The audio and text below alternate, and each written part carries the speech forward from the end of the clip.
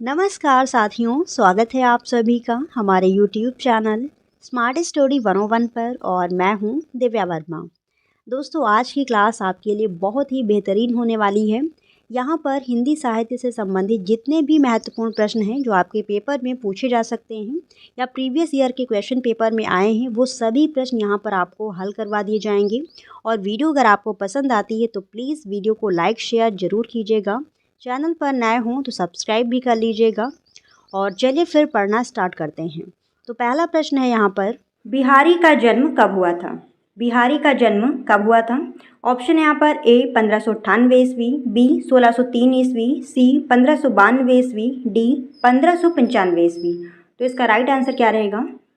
और दोस्तों, अगर आप लोग बिहारी के बारे में प्रॉपर अध्ययन करना चाहते हैं तो इससे संबंधित वीडियो चैनल पर ऑलरेडी अपलोड है, अगर आप चाहें तो देख सकते हैं। ठीक है, उस वीडियो की लिंक मैं इस वीडियो के कमेंट बॉक्स में और डिस्क्रिप्शन बॉक्स में दोनों में पिन कर दूंगी, तो आप चाहे तो यहाँ से देख लीजिए। बाकी आप अगर चैनल पर विजिट करेंगे तो वहाँ पर आप लोगों को वो वीडियो मिल जाएगी। ठीक है, क्योंकि अगर आप लोगों ने वो वीडियो पहले से देखी होगी तो जो ये ऑब्जेक्टिव क्वेश्चंस आप सॉल्व कर रहे हैं, इन्हें सॉल्व करने में आपकी काफ़ी मदद होगी। ठीक है, तो इस क्वेश्चन का राइट आंसर ऑप्शन संख्या डी 1595 ईस्वी।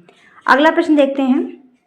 प्रश्न संख्या 2, बिहारी का जन्म कहाँ हुआ था? बिहारी का जन्म कहाँ हुआ था? ऑप्शन है इसके ए ग्वालियर, बी मथुरा, सी आगरा, डी शाहजहांपुर। तो इसका राइट आंसर क्या रहेगा? इस क्वेश्चन का राइट आंसर ऑप्शन संख्या ए ग्वालियर। ठीक है, बिहारी का जन्म कहाँ हुआ था? ग्वालियर में।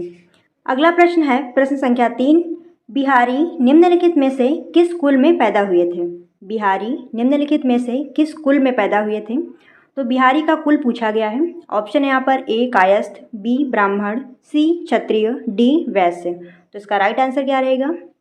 इस क्वेश्चन का राइट आंसर ऑप्शन संख्या बी ब्राह्मण। ठीक है, बिहारी ब्राह्मण थे, ध्यान रखिएगा। अगला प्रश्न है प्रश्न संख्या 4, इनमें से किस कवि ने गागर में सागर भरा है? ठीक है, इनमें से किस कवि ने गागर में सागर भरा है? ऑप्शन यहाँ पर ए भूषण, बी बिहारी, सी घनानंद, डी सूरदास। तो इसका राइट आंसर क्या रहेगा? इस क्वेश्चन का राइट आंसर है ऑप्शन संख्या बी बिहारी। ठीक है, बिहारी के लिए यह लाइन कही जाती है कि इन्होंने गागर में सागर भरा है। आगे देखते हैं अगला प्रश्न। प्रश्न संख्या 5, कवि बिहारी के आश्रयदाता राजा कौन थे?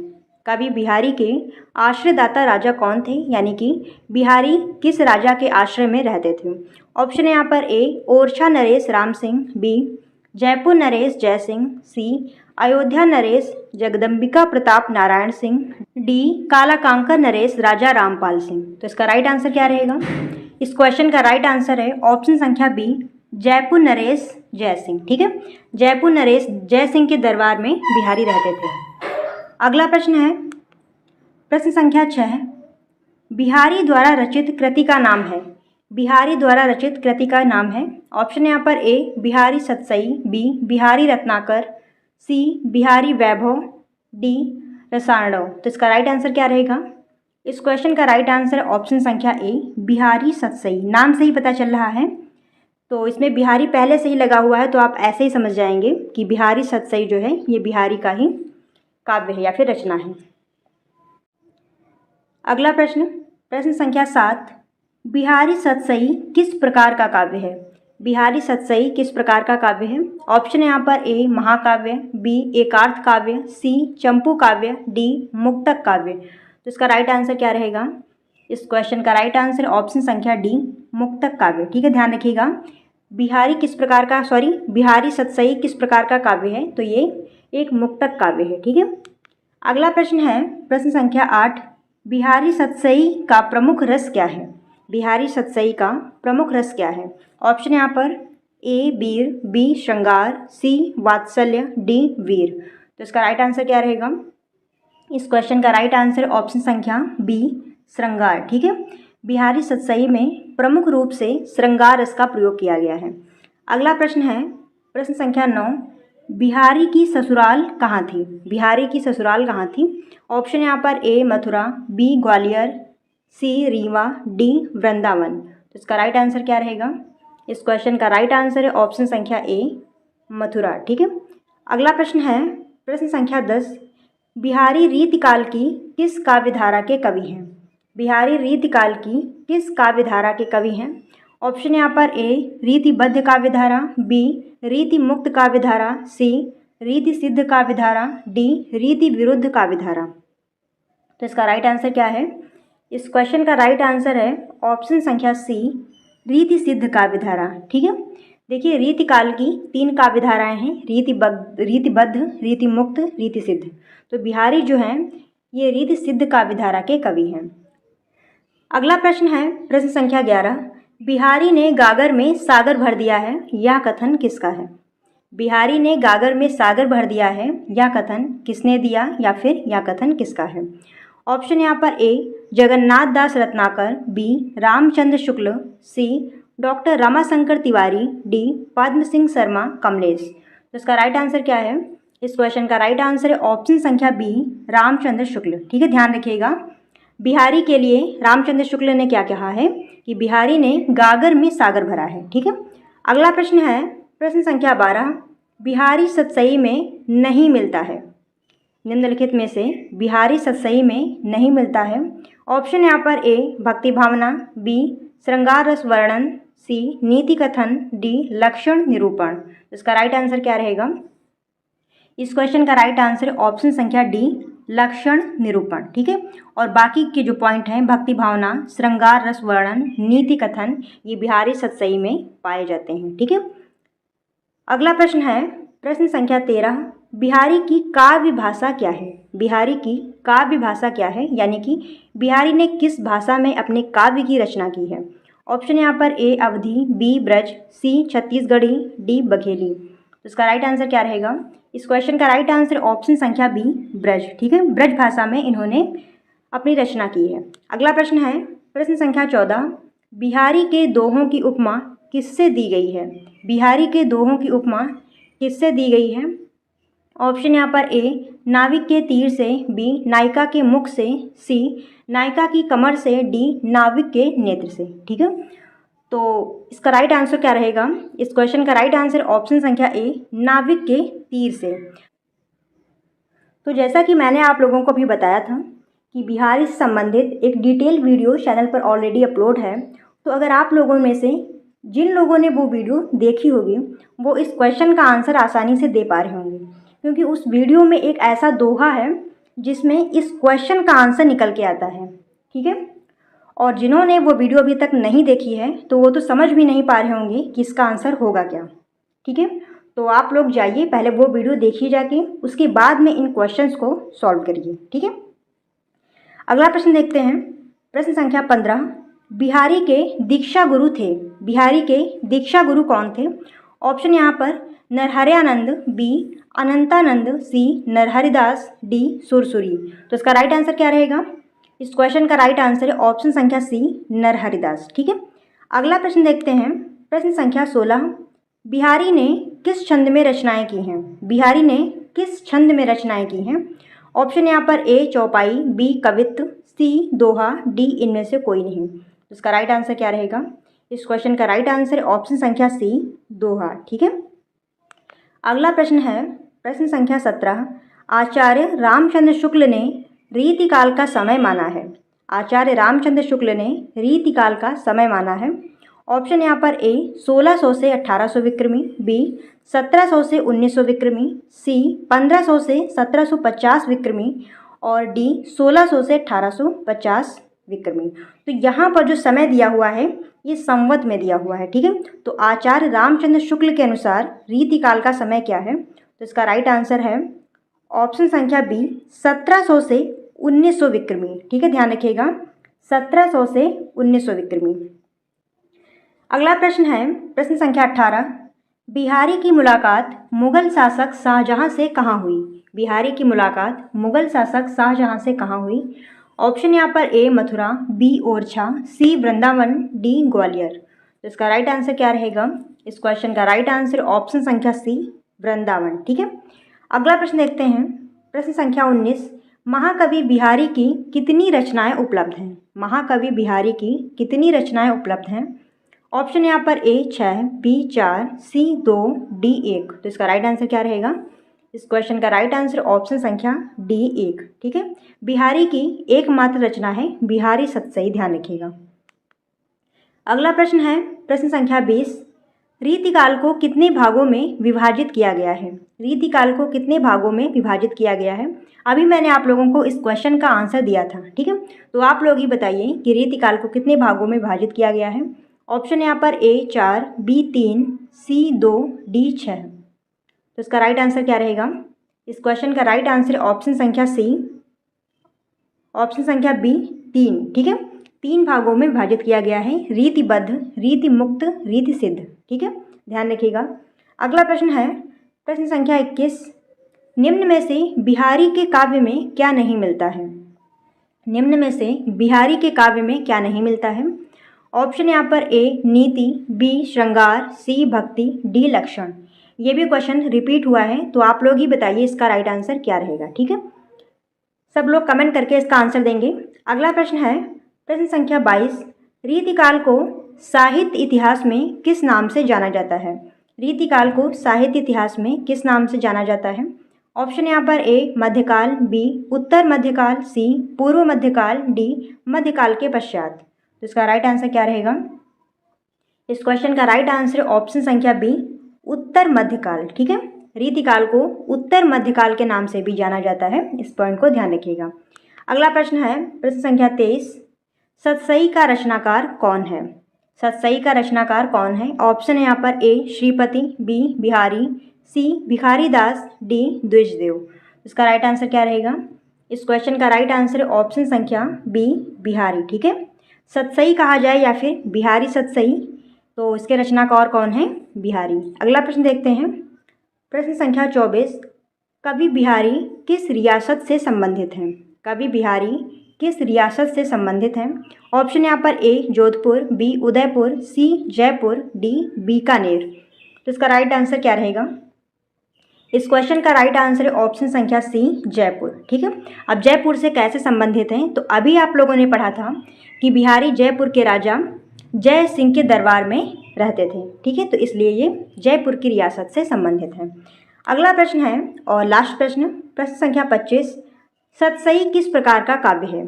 सतसई किस प्रकार का काव्य है? ऑप्शन यहाँ पर ए श्रृंगार काव्य, बी विनय काव्य, सी भक्ति काव्य, डी विरह काव्य। तो इसका राइट आंसर क्या रहेगा? इस क्वेश्चन का राइट आंसर ऑप्शन संख्या ए श्रृंगार काव्य, ठीक है। बिहारी सतसई प्रमुख रूप से श्रृंगार काव्य है। फिर अगला प्रश्न है यहाँ पर, नगन जड़ाती ते वै नगन जड़ाती हैं में अंतिम नगन जड़ाती का अर्थ क्या है? तो पहले इस क्वेश्चन को समझिए। जो आपकी लाइन दी हुई है नगन जड़ाती ते वै नगन जड़ाती, इसमें 2 बार नगन जड़ाती शब्द आया है। तो जो आपका लास्ट वाला है इसका अर्थ पूछा गया है। इसमें दोनों का अर्थ अलग अलग है। ये ना समझना कि जो यहाँ पर नगन जड़ाती दिया हुआ है फर्स्ट वाला और सेकंड वाला दोनों का सेम है, तो दोनों का सेम नहीं है। यही तो यहाँ पर खेल है। तो जो यहाँ पर दूसरा वाला है इसका अर्थ क्या है? ऑप्शन दिए गए हैं। नंगी ठिठुरती हैं, नग जड़वाती हैं, नग तुड़वाती हैं, नग दफन कराती हैं। इस क्वेश्चन का राइट आंसर ऑप्शन संख्या ए नंगी ठिठुरती हैं। अब समझिए यहाँ पर जो ये आपके शिवाजी हैं, ये जब मुगलों पर आक्रमण करते हैं तो वहाँ की जो उनकी स्त्रियां हैं मुगलों की, वो सब भाग कर कहाँ चली जाती हैं? जंगल में चली जाती हैं, पहाड़ों पर सब चली जाती हैं। तो कहने का यहाँ पर अर्थ ये है, पहले वही स्त्रियां रानी महारानी हैं तो महलों में रहती थी और नग आभूषण इस प्रकार के सब वस्त्र पहनती थी, जड़े हुए, नगों से जड़े हुए। तो कहने का मतलब ये है पहले वो अपने वस्त्र जो हैं उसमें नग जड़वाती थी, मतलब कि नगों से और हीरे जवाहरात से लदे वस्त्र पहनती थी। लेकिन अब क्या है, अब वो जंगलों में भटक रही है तो वहाँ पर नंगी ठिठुर रही हैं। क्लियर हुआ इतना? और किसी भी प्रश्न में आपको कोई भी डाउट हो, समझ में ना आए, तो आप हमसे टेलीग्राम चैनल पर कांटेक्ट कर सकते हैं, ठीक है। इसीलिए मैंने बताया आप लोग सभी लोग ज्वाइन कर लीजिए। फिर अगला प्रश्न आता है, कविभूषण ने महाराजा शिवाजी की तुलना की है। कविभूषण ने महाराजा शिवाजी की तुलना की है, किससे की है? चमेली के पुष्प से, बेला के पुष्प से, केतकी के पुष्प से, चंपा के पुष्प से। तो इसका राइट आंसर ऑप्शन संख्या डी चंपा के पुष्प से, ध्यान रखिएगा। फिर अगला प्रश्न आता है यहाँ पर, औरंगजेब ने कत्लेआम कराया। औरंगजेब ने कहाँ पर कत्लेआम कराया था? ऑप्शन दिए गए हैं दिल्ली में, गुजरात में, काशी में, अयोध्या में। तो इसका राइट आंसर क्या है? इस क्वेश्चन का राइट आंसर ऑप्शन संख्या बी गुजरात में। वहाँ पर जो आपका सोमनाथ मंदिर है तो उसको इसने कई बार तोड़वाया और वहाँ पर कत्लेआम भी हुआ है। फिर अगला प्रश्न है, भूषण का जन्म कहाँ हुआ था? ऑप्शन है मथुरा में, काशी में, कानपुर जिले के घाटमपुर तहसील में, उत्तर काशी में। इसका राइट आंसर क्या है? इस क्वेश्चन का राइट आंसर ऑप्शन संख्या सी, कानपुर जिले के घाटमपुर तहसील में। और गांव का नाम वो भी ध्यान रखिएगा, गांव है तिकवापुर, यानी घाटमपुर तहसील के अंतर्गत ही गांव पड़ता है तिकवापुर, तो वहां पर इनका जन्म हुआ था। फिर नेक्स्ट है, प्रसिद्ध कवि मतीराम किसके भाई थे? मतीराम किसके भाई थे? ऑप्शन दिए गए हैं बिहारी, गुलाब राय, भूषण, घनानंद। तो इसका राइट आंसर क्या रहेगा? ऑप्शन संख्या सी, भूषण। मतीराम किसके भाई थे? तो भूषण के भाई थे। और अगला प्रश्न है, भूषण के आश्रयदाताओं में सर्वप्रमुख कौन से दो व्यक्ति हैं? भूषण को कौन से दो व्यक्तियों ने आश्रय दिया है और वो सबसे ज्यादा प्रमुख हैं? समझ में आया आप लोगों को? मतलब आश्रय में तो ये बहुत सारे राजाओं के रहे हैं, लेकिन ऐसे दो राजा बताइए जो बहुत ज्यादा प्रमुख हैं। ऑप्शन यहाँ पर सवाई जयसिंह चिंतामणि, साहू जी भोसले, बाजीराव पेशवा, छत्रपति शिवाजी तथा महाराजा छत्रसाल। उपरोक्त में से कोई नहीं। इसका राइट आंसर ऑप्शन संख्या सी, छत्रपति शिवाजी तथा महाराज छत्रसाल। छत्रपति शिवाजी और महाराजा छत्रसाल महत्वपूर्ण यहाँ पर ये प्रश्न है, ध्यान रखिएगा। फिर अगला आता है, बाज गजराज शिवराज सैन साज तही किसकी पंक्ति है? यहाँ पर जो पंक्ति दी हुई है ये किसकी है? ऑप्शन है घनानंद, भूषण, बिहारी, मीराबाई। तो इसका राइट आंसर क्या रहेगा? इस क्वेश्चन का राइट आंसर ऑप्शन संख्या बी, भूषण। आप लोग सोच रहे होंगे कि कितने इजी प्रश्न है, कि इसमें भूषण तो सही होगा क्योंकि हम भूषण से संबंधित ये आज की वीडियो ही कर रहे हैं। तो यहाँ पर तो ये आपको इजी लग रही है क्योंकि आज के सभी प्रश्न भूषण से संबंधित हैं। लेकिन जब आप क्वेश्चन हॉल में बैठेंगे, परीक्षा हॉल में बैठेंगे, तो वहाँ पर भूषण से ही संबंधित प्रश्न नहीं आएंगे। आपके बिहारी, भूषण और घनानंद, ये तीन आपके जो कवि हैं आपके सिलेबस में है, तो इन सबसे मिक्स प्रश्न होंगे। आप लोग समझ नहीं पाएंगे जो पंक्ति दी हुई है ये किससे संबंधित है। इसलिए आप लोगों को बताया जा रहा है, तो कायदे से पढ़ लीजिए। शिवाजी से संबंधित जितने भी प्रश्न आएंगे वो आपके भूषण से संबंधित रहेंगे। अगला प्रश्न है, किबले के ठौर बाप बादशाह शाहजहां पंक्ति निम्न में से किस कवि से संबंधित है? ये जो पंक्ति दी हुई है किस कवि से संबंधित है पूछा गया है। ऑप्शन है बिहारी, घनानंद, भूषण, जयदेव। इसका राइट आंसर रहेगा ऑप्शन संख्या सी, भूषण। अब देखिए यहाँ पर ये प्रश्न आप लोगों को इजी लग रहे होंगे क्योंकि आज की वीडियो में भूषण से संबंधित प्रश्न आप लोगों को हल करवाए जा रहे हैं। तो जो भी यहाँ पर इस प्रकार के क्वेश्चन होंगे भूषण ही सही होंगे। लेकिन जब आप एग्जाम देने जाएंगे तो वहाँ पर भूषण से ही संबंधित प्रश्न नहीं आएंगे। आपके सिलेबस में 3 कवि हैं और तीनों से संबंधित प्रश्न होंगे, फिर वहाँ पर आप लोग कंफ्यूज होंगे। तो इसीलिए आप लोगों को बताया जा रहा है कि क्वेश्चन याद करने के चक्कर में बिल्कुल मत पड़िए। आप लोगों को हर एक क्वेश्चन समझा दिया जा रहा है, तो समझ के जब आप लोग पढ़ेंगे तो आपको चीज़ें एकदम क्लियर हो जाएंगी। अब देखिए इस प्रश्न को समझ लेते हैं। किबले के ठौर बाप बादशाह शाहजहां, आगे की पंक्ति आप लोग चाहें तो लिख लीजिए, ताको कैद कियो मानो मक्के आगी लाई है। अब इन पंक्तियों का अर्थ ये है, भूषण कह रहे हैं औरंगजेब की आलोचना करते हुए कि इसने अपने पिता, देखिए बाप दिया हुआ, बाप मतलब पिता, बादशाह शाहजहां, इसने अपने पिता बादशाह शाहजहां को जेल में कैद कर रखा है, जेल में डाल दिया है। और जैसे लग रहा है कि उसने अपने पिता को मक्के और मदीने की यात्रा करवा दी हो। ठीक है, तो ये यहाँ पर पंक्ति का अर्थ है। अब देखिए बादशाह शाहजहां यहाँ पर आए तो मुगलों से संबंधित आपके कोई भी प्रश्न आए आप लोग सीधा सही करेंगे भूषण को, इस चीज़ का ध्यान रखिएगा। फिर अगला प्रश्न आता है, भूषण किस प्रकार के कवि थे? ऑप्शन दिए गए हैं राष्ट्रीय, प्रांतीय, दोनों, उपरोक्त में से कोई नहीं। तो इस क्वेश्चन का राइट आंसर ऑप्शन संख्या ए, राष्ट्रीय कवि। भूषण कैसे कवि हैं? राष्ट्रीय कवि हैं। फिर अगला प्रश्न है, निम्न में से कविताओं को वीर रस बाना पहनाने का श्रेय किस कवि को जाता है? यानी किसकी कविताओं में वीर रस है, किसकी कविताएं वीर रस से ओतप्रोत हैं? ऑप्शन दिए गए हैं मीराबाई, बिहारी, भूषण, जयसिंह। इस क्वेश्चन का राइट आंसर ऑप्शन संख्या सी, भूषण। भूषण की कविताओं में आपको वीर रस मिलेगा या फिर भूषण की कविताएं वीर रस की हैं, तो इस चीज़ का ध्यान रखिएगा। और फिर अगला प्रश्न आता है, शिवराज भूषण के रचयिता कौन है? शिवराज भूषण के रचयिता कौन है? ऑप्शन है जासी नामदेव बिहारी भूषण। क्वेश्चन का राइट आंसर ऑप्शन संख्या डी भूषण। इसमें देखिए जो आपकी रचना इसमें दिया हुआ है भूषण, शिवराज भूषण, तो इसी से आप लोग अनुमान लगा सकते हैं कि ये भूषण की होगी। अगला प्रश्न आता है कवि भूषण को भूषण की उपाधि किसने सम्मानित किया? भूषण की उपाधि से किसने इनको सम्मानित किया? मतलब जो भूषण है इनका वास्तविक नाम ये नहीं है, इनको भूषण उपाधि मिली है। और किसने इन्हें ये उपाधि दी? ऑप्शन दिए गए हैं राजा हृदय राम के पुत्र रुद्र सोलंकी ने, राजा शिवराम के पुत्र श्याम सहाय ने, राजा विशंबर सहाय ने, उपरोक्त तीनों ने। इसका राइट आंसर ऑप्शन संख्या ए। महत्वपूर्ण प्रश्न है, ध्यान रखिएगा।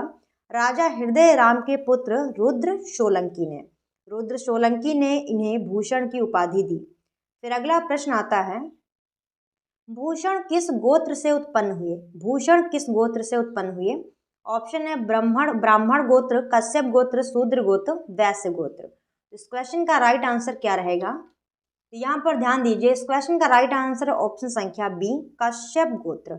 ये जो भूषण है ये कश्यप गोत्र के हैं। और अगला प्रश्न आता है यहाँ पर क्या दिया है, 1 सेकेंड। निम्न में से कौन 3 भूषण के भाई थे? मतलब यहाँ पर जो ऑप्शन दिए गए हैं इनमें से भूषण के भाई कौन है, छाटिए।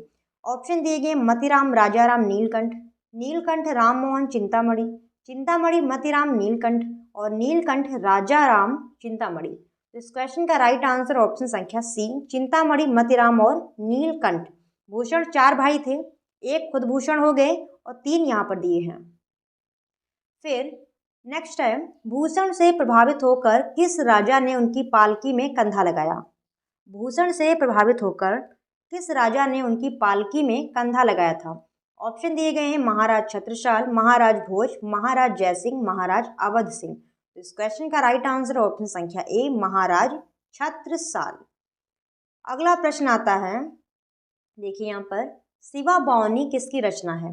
शिवा बावनी किसकी रचना है? ऑप्शन दिए गए हैं घनानंद, बिहारी, भूषण, जयदेव। इस क्वेश्चन का राइट आंसर ऑप्शन संख्या सी भूषण। शिवा बावनी किसकी रचना है? भूषण की है। और भूषण की सभी रचनाएं आप लोग एक पास नोट कर लीजिए और याद कर लीजिए क्योंकि रचनाएं इनकी पूछी जरूर जाएंगी। भूषण हजारा के रचयिता कौन है? ऑप्शन है कवि भूषण, मीराबाई, हजारी प्रसाद, गुलाब राय। इस क्वेश्चन का राइट आंसर ऑप्शन संख्या ए भूषण। अब इसमें भी भूषण शब्द दिया हुआ है तो कुछ रचनाओं में इनका खुद का नाम दिया हुआ है तो वो तो आप लोगों को ऐसे ही पता चल जाएंगे, जिसमें नाम नहीं दिया है वो आप लोग याद कर लीजिए। अगला प्रश्न है महाकवि भूषण की सर्वाधिक प्रसिद्ध और अत्यंत महत्वपूर्ण रचना निम्न में से कौन सी है? ऑप्शन है भूषण हजारा, शिवराज भूषण, शिवा बावनी, दूषण उल्लास। इसका राइट आंसर क्या रहेगा? इस क्वेश्चन का राइट आंसर ऑप्शन संख्या बी शिवराज भूषण। ध्यान रखिएगा, शिवराज भूषण ये भूषण की सबसे प्रसिद्ध और महत्वपूर्ण रचना है। और इस रचना में इन्होंने क्या वर्णित किया है तो इसे भी आप लोग जान लीजिए। जो महाराज शिवाजी हैं, शिवाजी का इसमें उनकी वीरता का वर्णन किया है। ये जब मुगलों से लड़ाई करते हैं, मुगलों में औरंगजेब से जब ये लड़ाई करने जाते हैं, इनकी सेना और दल बल के साथ जाते हैं तो उसी चीज़ का इसमें खूब बहुत अच्छी तरीके से जो भूषण है इन्होंने वर्णन किया है। तो ध्यान रखिएगा कि शिवाजी के युद्ध का इसमें वर्णन है। अगला प्रश्न आता है शिवराज भूषण रचना में भूषण ने किसके चरित्र पर सविस्तार प्रकाश डाला है? ऑप्शन है औरंगजेब, हुमायूं, भूषण, शिवाजी। इसका राइट आंसर ऑप्शन संख्या डी शिवाजी। अभी आप लोगों को बताया गया है कि शिवाजी जब औरंगजेब से लड़ाई करने जाते हैं तो जो शिवाजी हैं इनकी वीरता का वर्णन करेंगे। जो भूषण कवि है, औरंगजेब से लड़ाई होती है लेकिन औरंगजेब की वीरता का वर्णन क्यों करेंगे बताइए? ये शिवाजी के आश्रय में रहते थे तो शिवाजी की वीरता का वर्णन करेंगे। तो इस चीज़ का ध्यान रखिएगा, कहीं औरंगजेब आप लोग ना सही कर दीजिएगा। ये वर्णन करेंगे शिवाजी की वीरता का। अगला प्रश्न है शिवराज भूषण किस प्रकार का ग्रंथ है? शिवराज भूषण किस प्रकार का ग्रंथ है? ऑप्शन है अलंकार ग्रंथ, श्रृंगार प्रधान, भावना प्रधान, उपरोक्त में से कोई नहीं। तो इस क्वेश्चन का राइट आंसर ऑप्शन संख्या ए अलंकार ग्रंथ। और जो भूषण है इनके जो ग्रंथ हैं वो अलंकार प्रधान ही हैं, इस चीज़ का थोड़ा ख्याल रखिएगा। फिर अगला है शिवा बावनी ग्रंथ में कुल कितने छंद हैं? शिवा बावनी ग्रंथ में कुल कितने छंद हैं? ऑप्शन यहाँ पर 50, 56, 53, 52। इस क्वेश्चन का राइट आंसर ऑप्शन संख्या डी 52। अब देखिए, आप चाहें तो इस क्वेश्चन को याद कर लें, चाहे तो इस क्वेश्चन को समझ लें और कभी भूलेंगे नहीं। तो समझ लेते हैं। शिवा बावनी, बावनी यानी कि 52, ठीक है। और इसीलिए इसमें कितने ग्रंथ, इसमें कितने छंद हैं, तो 52 छंद हैं। यहाँ पर इसमें 52 छंद हैं, इसीलिए इसको कहा जाता है शिवा बावनी, ठीक है। तो अब ये आप लोग कभी कभी भी नहीं भूलेंगे, ये आप लोग समझ लीजिए। शिवा बावनी यानी कि इसमें कितने छंद हैं, 52 छंद। तो इस प्रकार से क्वेश्चन आपको समझाए जा रहे हैं, तो आप लोग इन्हें समझ लीजिए या फिर अपनी कॉपी में नोट कर लीजिए। फिर अगला प्रश्न आता है, शिवा बावनी ग्रंथ को बावनी भी कहा जाता है क्योंकि ये शिवाजी के प्रेम पर आधारित है, इसमें शिवाजी की महिमा का गान है, इसमें 52 छंद हैं, क्योंकि इसमें शिव विवाह का वर्णन है। अभी आप लोगों को ऊपर बताया गया है कि इसमें 52 छंद है, इसीलिए इसको बावनी कहा जाता है। क्लियर हो गया इतना। अगला प्रश्न देखिए, शिवा बावनी में किसका वर्णन है? शिवाजी के प्रताप का, युद्ध पराक्रम विजय आदि का, शिवाजी के प्रेम प्रसंग का, शिव विवाह का, शिवाजी की नीति का। इस क्वेश्चन का राइट आंसर ऑप्शन संख्या ए, शिवाजी के प्रताप, युद्ध पराक्रम विजय आदि का। अभी आप लोगों को बताया गया है। और जो बच्चे पढ़ के नहीं जाएंगे, सीधा पेपर देने जाते हैं, वो क्या करते हैं, इसमें से शिव जी है, शिवाजी वहाँ पर दिया है, तो शिवा से अंदाजा लगाते हैं कि शिव जी यानी भगवान शिव, ये शिवाजी का प्रेम प्रसंग है या शिव विवाह का, लगा के आ जाते हैं। तो आप लोग जब वीडियो आप लोगों को यूट्यूब पे मिल रही है, आप लोगों को कॉलेज भी नहीं जाना पड़ रहा, तो फिर पढ़ने में क्या दिक्कत है। और वीडियो पसंद आ रही है तो प्लीज़ एक लाइक भी कर दीजिए। अगला प्रश्न है, छत्रसाल दशक किसके द्वारा लिखा गया ग्रंथ है? छत्रसाल दशक किसके द्वारा लिखा गया ग्रंथ है? ऑप्शन दिए गए हैं, बिहारी छत्रपति शिवाजी और भूषण शिवाजी। इसका राइट आंसर क्या रहेगा? इस क्वेश्चन का राइट आंसर ऑप्शन संख्या सी, भूषण। अब देखिए, इस क्वेश्चन को आप लोग समझ लीजिए। छत्रसाल दशक, इसमें राजा आए छत्रसाल, और अभी आप लोगों को बताया गया है कि भूषण के आश्रयदाता राजाओं में से दो प्रमुख थे। पहले थे शिवाजी, दूसरे थे छत्रसाल। तो छत्रसाल दशक यानी छत्रसाल जो राजा थे, उन्हीं के ऊपर ये आधारित ग्रंथ है। तो लिखेगा कौन? जायज़ सी बात है, भूषण। तो इस प्रकार से क्वेश्चन आप लोग समझिए, रटिए बिल्कुल भी नहीं। फिर अगला प्रश्न है, छत्रसाल दशक में कितने छंद हैं? छत्रसाल दशक में कितने छंद हैं? ऑप्शन है यहाँ पर 100, 50, 10, 151। इस क्वेश्चन का राइट आंसर ऑप्शन संख्या सी, 10। अब देखिए, इस क्वेश्चन को भी समझ लेते हैं। छत्रसाल दशक, दशक का अर्थ क्या होता है? 10। इसमें कितने छंद हैं? 10। सिंपल सी बात है। आपको रटना क्यों है? जब आप क्वेश्चन को समझ के उसे हल कर पा रहे हैं, उसे देखने से पता चला छत्रसाल दशक, दशक का मतलब 10, तो इसमें कितने छंद हैं? दशक। जैसे आप लोगों को शिवा बावनी बताई गई थी, सेम वैसे ये भी है। अगला प्रश्न है यहाँ पर, छत्रसाल दशक के 10 छंदों में किसका वर्णन है? छत्रसाल दशक के 10 छंदों में किसका वर्णन है? अभी आप लोगों को एक और महत्वपूर्ण बात मैं बताऊंगी। तो देखिए, यहाँ पर ऑप्शन दिए गए हैं, महाराज छत्रसाल बुंदेला का यश, महाराज औरंगजेब का, उपरोक्त दोनों का, इनमें से कोई नहीं। तो इस क्वेश्चन का राइट आंसर क्या रहेगा? ऑप्शन संख्या ए, महाराज छत्रसाल बुंदेला का यश। छत्रसाल दशक, अभी आप लोगों को बताया गया है कि छत्रसाल दशक में महाराजा छत्रसाल जो हैं, इनका गुणगान है वो किया गया है। तो आपका ऑप्शन ए सही हो गया। अब एक महत्वपूर्ण बात समझिए, आपके क्वेश्चन पेपर में मान लिया ये प्रश्न और ये प्रश्न दोनों आ गए, ठीक है, और आपको जल्दबाजी में क्वेश्चन हल नहीं करने हैं। जैसे ये क्वेश्चन आपको नहीं पता था, छोड़ दिया आराम से, इसको आगे हल करते गए। जब ये प्रश्न आपका आएगा, इसमें क्या दिया है? छत्रसाल दशक के 10 छंदों में क्या दिया है? 10 छंद। तो आप लोगों को पता चल जाएगा छत्रसाल दशक में कितने छंद हैं? 10 छंद हैं। फिर आप लोग ये क्वेश्चन भी सही कर पाएंगे। तो इस प्रकार के प्रश्न आपके क्वेश्चन पेपर में खूब आते हैं। जो प्रश्न आपको नहीं पता है, मैंने आप लोगों को कई बार बताया है, आराम से उस क्वेश्चन को छोड़ दीजिए। जब आप पूरा पेपर हल करेंगे, तब आपको बहुत सारे क्वेश्चन ऐसे मिलेंगे जो एक दूसरे से रिलेट कर रहे हैं, संबंधित हैं। जैसे ये दोनों प्रश्न अगर आपके पेपर में आ गए और एक क्वेश्चन आपको ऊपर वाला नहीं पता है, तो दूसरे से आप वो क्वेश्चन हल कर पाएंगे। तो इसी प्रकार से करिए, जल्दबाजी में क्वेश्चन हल नहीं करने हैं। अगला प्रश्न है, भूषण रचित समस्त पद्य रचना भूषण ग्रंथावली का संपादन किस आचार्य ने किया? भूषण ग्रंथावली का संपादन किसने किया? ऑप्शन दिए गए हैं, आचार्य विश्वनाथ प्रसाद, आचार्य शुक्ल, आचार्य महावीर प्रसाद, उपरोक्त सभी। तो इसका राइट आंसर क्या रहेगा? इस क्वेश्चन का राइट आंसर ऑप्शन संख्या ए, आचार्य विश्वनाथ प्रसाद। अब इसमें समझने में क्या है, ये तो आपको याद ही करना पड़ेगा।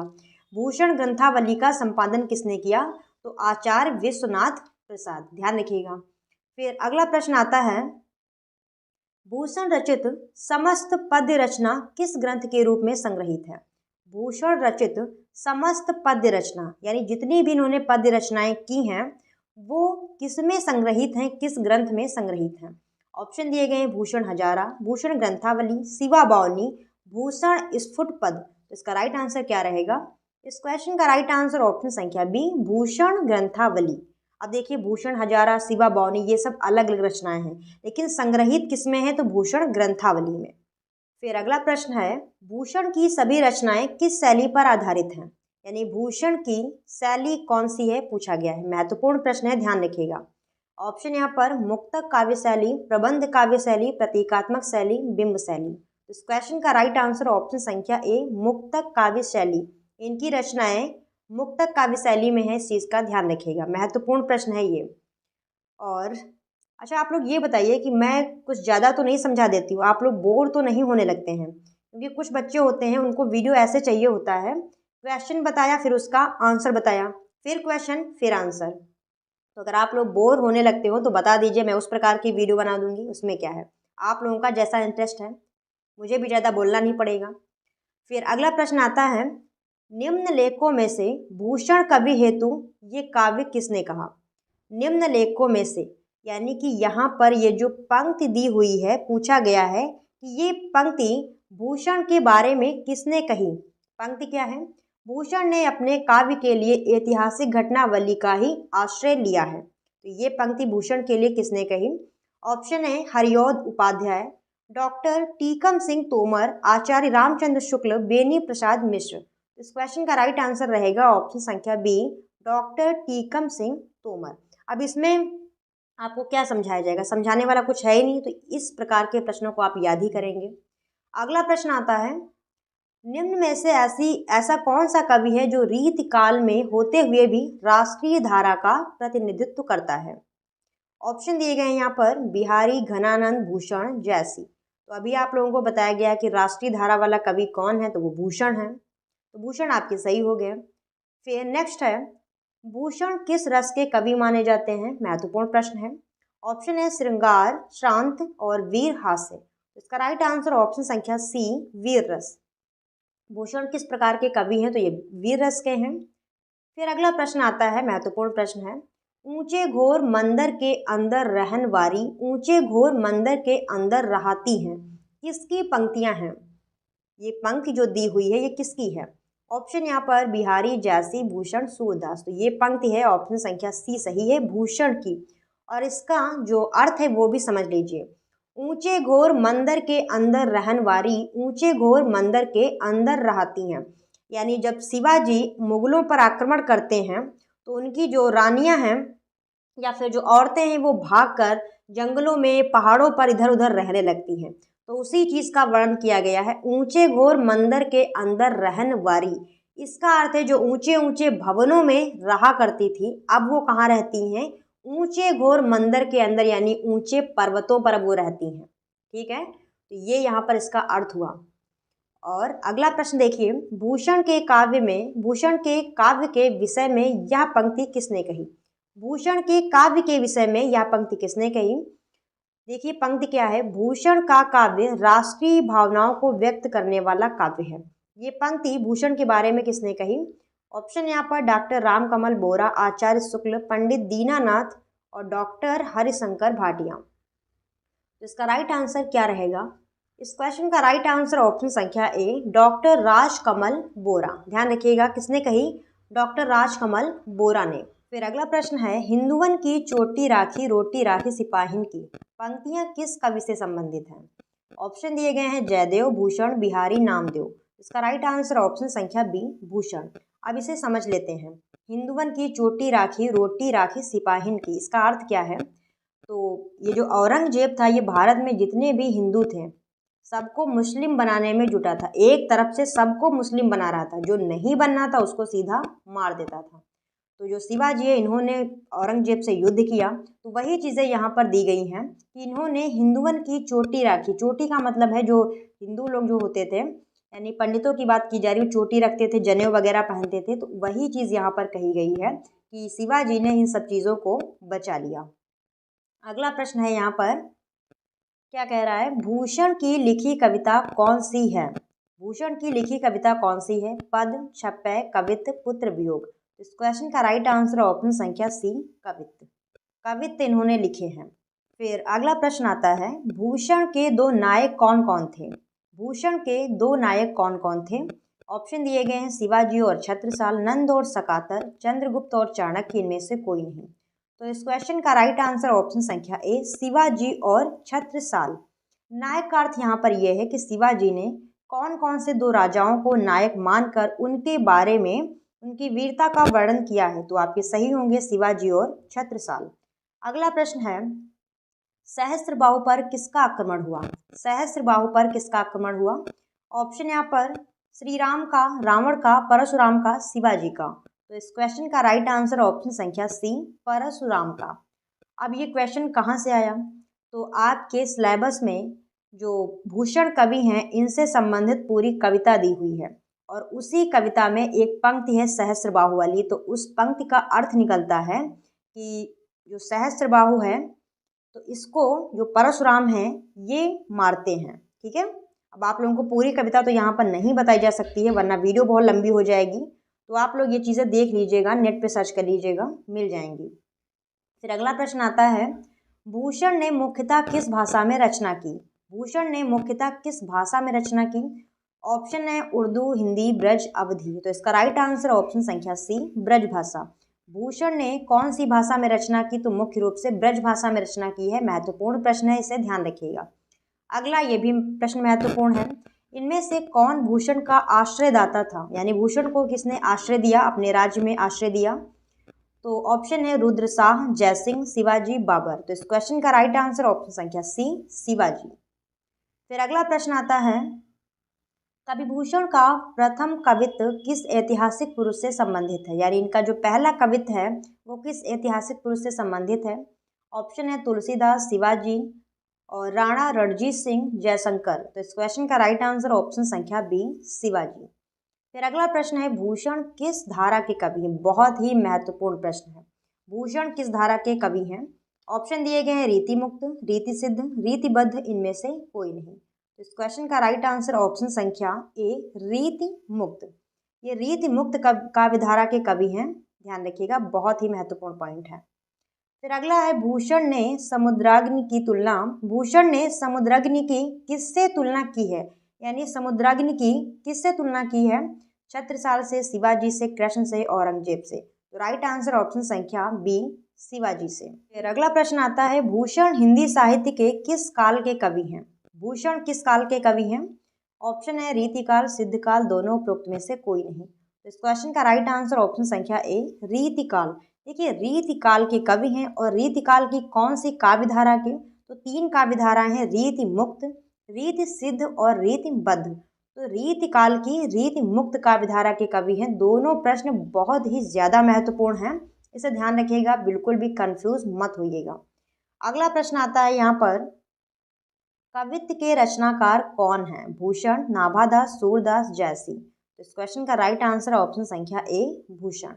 दावा द्रुम दंड पर चिता मृग डैश पर, ये पंक्ति है, इसमें आपको यहाँ पर क्या फिल करना है? ऑप्शन है मुंड, झुंड, कुंड, इनमें से कोई नहीं। तो यहाँ पर आपका फिल किया जाएगा ऑप्शन संख्या बी, झुंड। ठीक है, अगला प्रश्न देखिए। अगला प्रश्न क्या कह रहा है, भूषण वितुंड पर जैसे डैश हैं। ऑप्शन दिए गए हैं, गुजरात, मृगराज, श्रृंगार, इनमें से कोई नहीं। तो इस क्वेश्चन का राइट आंसर ऑप्शन संख्या बी, मृगराज। अब देखिए, अब दोनों पंक्ति जो दी हैं इनका आप लोग अर्थ समझ लीजिए। दावा द्रुम दंड पर चिता मृग झुंड पर, ये आपकी पूरी कविता है, तो उसकी दो पंक्तियां तो मैं आप लोगों को समझा रही हूँ। देखिए यहाँ पर, दावा द्रुम दंड पर कहने का अर्थ ये है, जिस प्रकार से जो पेड़ पौधे हैं या फिर वृक्ष हैं उन पर दावा नल यानी आग भारी रहती है, जिस प्रकार मृग झुंड यानी कि हिरणों के झुंड पर चीता, चीता यानी कि शेर, वो भारी रहता है। फिर आगे दिया है, भूषण वितुंड पर जैसे मृगराज है। वितुंड यानी कि हाथी, जैसे हाथी पर शेर भारी रहता है, मृगराज का अर्थ यहाँ पर शेर है। वितुंड पर जैसे मृगराज, यहाँ पर आप लोग फिल करेंगे मृगराज, तो मृगराज का मतलब यहाँ पर शेर से है। तो हाथी पर जैसे शेर भारी रहता है उसी प्रकार मुगलों पर यानी औरंगजेब पर शिवाजी भारी है। ये पूरी लाइन का अर्थ हुआ। ठीक है, आगे देखिए, अगला प्रश्न है छत्रसाल कहाँ के राजा थे? छत्रसाल कहाँ के राजा थे? ऑप्शन है बुंदेला, सोलंकी, चित्तौड़, इनमें से कोई नहीं। तो राइट आंसर ऑप्शन संख्या ए बुंदेल। ये बुंदेलखंड के राजा थे छत्रसाल जो हैं। नेक्स्ट है यहाँ पर भूषण के पिता का नाम क्या था? ऑप्शन है रत्नाकर त्रिपाठी, आत्माराम दुबे, देव प्रसाद साहू, इनमें से कोई नहीं। तो क्वेश्चन का राइट आंसर ऑप्शन संख्या ए रत्नाकर त्रिपाठी। भूषण के पिता कौन है? तो रत्नाकर त्रिपाठी हैं। नेक्स्ट है साहू जी शिवाजी के क्या थे? साहू जी शिवाजी के क्या थे? ऑप्शन है पिता, भाई, पुत्र, सभी। तो इसका राइट आंसर क्या रहेगा? इस क्वेश्चन का राइट आंसर है, देखिए यहाँ पर जो शिवाजी हैं, ये जो साहू जी हैं, ये शिवाजी के पौत्र थे। पौत्र का मतलब होता है जो बेटे का बेटा होता है, यानी पोता। और यहाँ पर आपके पिता, भाई, पुत्र, ये ऑप्शन दिए गए हैं। तो पिता तो हो नहीं सकते, भाई भी नहीं थे, पुत्र के पुत्र थे। तो अगर इस प्रकार का क्वेश्चन आता है तो आप लोग पुत्र सही कर सकते हैं। वैसे पुत्र सही नहीं है, लेकिन पुत्र सही कर सकते हैं अगर इस प्रकार का ऑप्शन आता है, क्योंकि पिता तो बिल्कुल गलत है, भाई भी बिल्कुल गलत है। पुत्र के पुत्र थे, शिवाजी के पुत्र थे संभाजी, और संभाजी के बेटे थे साहू जी। तो इस प्रकार से आप पुत्र सही कर सकते हैं। अगला प्रश्न है महाराज छत्रसाल की वीरता का योगगान किस रचना में है? छत्रसाल की वीरता का योगगान किस रचना में है? छत्रसाल दशक, शिवा बावनी, भूषण उल्लास, इनमें से कोई नहीं। इस क्वेश्चन का राइट आंसर ऑप्शन संख्या ए छत्रसाल दशक। इस नाम में ही छत्रसाल यानी छत्रसाल के बारे में यहाँ पर गुणगान किया गया है। फिर अगला प्रश्न है बाने फहराने फहराने घंटा गजन के पंक्ति किस कवि से संबंधित है? ऑप्शन है जायसी, हरिऔध, भूषण, बिहारी। इस क्वेश्चन का राइट आंसर ऑप्शन संख्या सी भूषण। फिर अगला प्रश्न है बहुत ही महत्वपूर्ण प्रश्न, साज चतुरंग वीर रंग में तुरंग चढ़ी, सरजा शिवाजी जंग जीतन चलत हैं। पंक्ति में किस राजा के युद्ध जीतने का वर्णन है? ऑप्शन है औरंगजेब, शिवसेना, छत्रपति शिवाजी, उपरोक्त में से कोई नहीं। इस क्वेश्चन का राइट आंसर ऑप्शन संख्या सी छत्रपति शिवाजी। देखिए यहाँ पर आया है ना, सरजा शिवाजी जंग जीतन चलत। ये जब औरंगजेब से युद्ध करने जाते हैं तो उसी का वर्णन यहाँ पर भूषण ने किया है। नेक्स्ट क्वेश्चन, घनानंद की प्रिया कौन थी? घनानंद की प्रिया या फिर प्रेमिका कौन थी? ऑप्शन यहाँ पर चंदा, पद्मावती, गोलवदन, सुजान। तो इसका राइट आंसर ऑप्शन संख्या डी सुजान। घनानंद की प्रेमिका कौन थी? सुजान थी। महत्वपूर्ण प्रश्न है, इसे ध्यान रखिएगा। फिर नेक्स्ट है घनानंद के प्रेम की कसौटी क्या है? घनानंद के प्रेम की कसौटी क्या है? ऑप्शन दिए गए हैं संयोग, वात्सल्य, विरह, विभत्स। इसका राइट आंसर है ऑप्शन संख्या सी विरह। घनानंद के प्रेम की कसौटी क्या है? विरह है। फिर नेक्स्ट है प्रश्न, घनानंद किसके दरबार में मीर मुंशी थे? घनानंद किसके दरबार में मीर मुंशी थे? ऑप्शन है जयसिंह, मोहम्मद शाह रंगीले, मान सिंह, छत्रसाल। इसका राइट आंसर है ऑप्शन संख्या बी मोहम्मद शाह रंगीले। ध्यान रखिएगा, घनानंद मोहम्मद शाह रंगीले के दरबार में मीर मुंशी के पद पर आसीन थे। ठीक है, तो मीर मुंशी थे, इस चीज़ का थोड़ा ध्यान रखिएगा। यहाँ से भी प्रश्न पूछा जा सकता है कि घनानंद मोहम्मद शाह रंगीले के दरबार में किस पद पर थे? तो यहाँ पर ये मीर मुंशी थे। फिर नेक्स्ट है घनानंद कवित्त नामक रचना में कुल कितने छंद संग्रहित हैं? घनानंद कवित्त रचना में कुल कितने छंद हैं? ऑप्शन है 707, 108, 505, 909। तो इसका राइट आंसर ऑप्शन संख्या सी 505। घनानंद कवित्त में कुल कितने छंद हैं? तो 505 छंद है, ध्यान रखिएगा, या फिर इसे आप लोग नोट कर लीजिए। और किसी भी प्रश्न में अगर आपको कोई डाउट है तो आप हमसे टेलीग्राम चैनल पर संपर्क कर सकते हैं। फिर अगला प्रश्न है घनानंद किस काल के कवि हैं? घनानंद किस काल के कवि हैं? ऑप्शन है भक्ति काल, रीतिकाल, आधुनिक काल, आदिकाल। तो इसका राइट आंसर क्या रहेगा? इस क्वेश्चन का राइट आंसर ऑप्शन संख्या बी रीतिकाल। महत्वपूर्ण प्रश्न है, घनानंद किस काल के कवि हैं? तो ये रीतिकाल के कवि हैं। फिर नेक्स्ट है यहाँ पर अंग अंग तरंग उठै दुतिकी, परिहै मनोरूप अभय धरे च्वै। इस काव्य पंक्ति के रचनाकार कौन है? यहाँ पर ये जो पंक्ति दी हुई है इसके रचनाकार कौन है?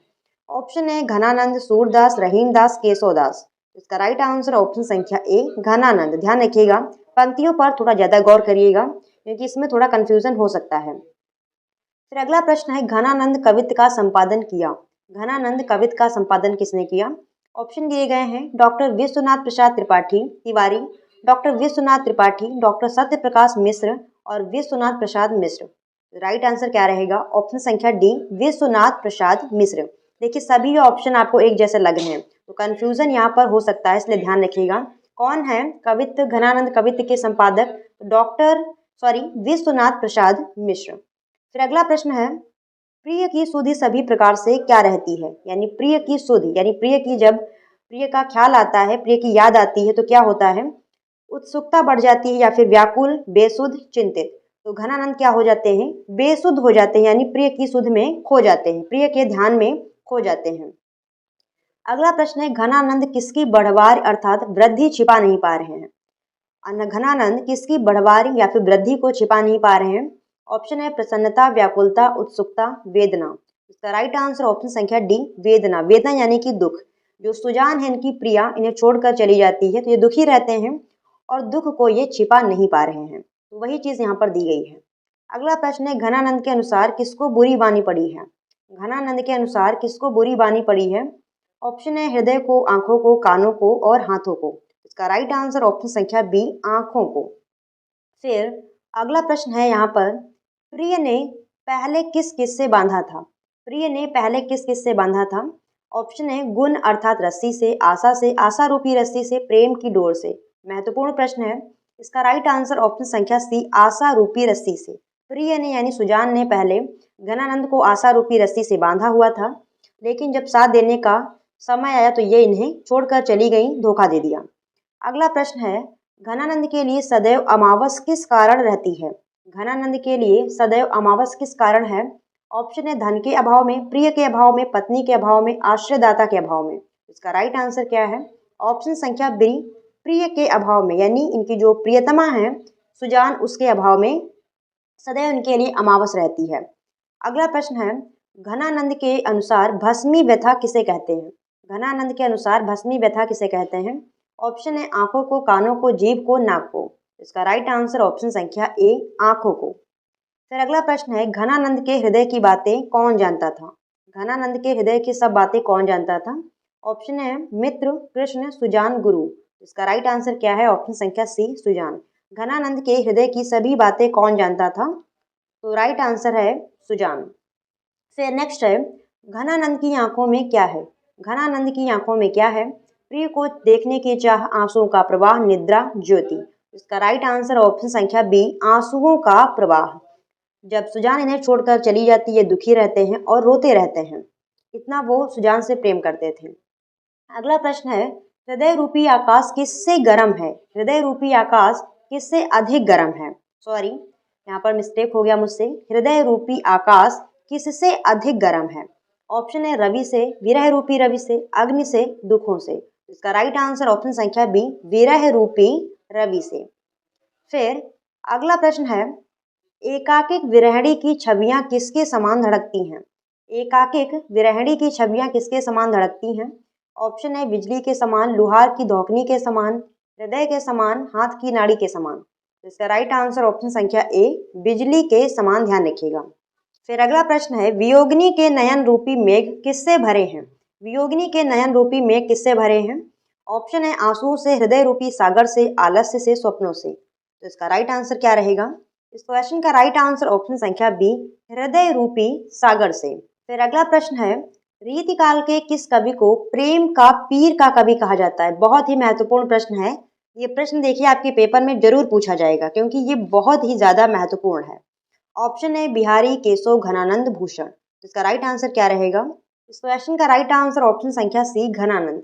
घनानंद को प्रेम के पीर का कवि या फिर प्रेम का पपीहा भी कहा जाता है। बहुत ही महत्वपूर्ण प्रश्न है। फिर अगला है, इनमें से कौन सा ग्रंथ घनानंद विचरित है? यानी इनमें से कौन सा ग्रंथ घनानंद के द्वारा लिखित है या फिर घनानंद का है?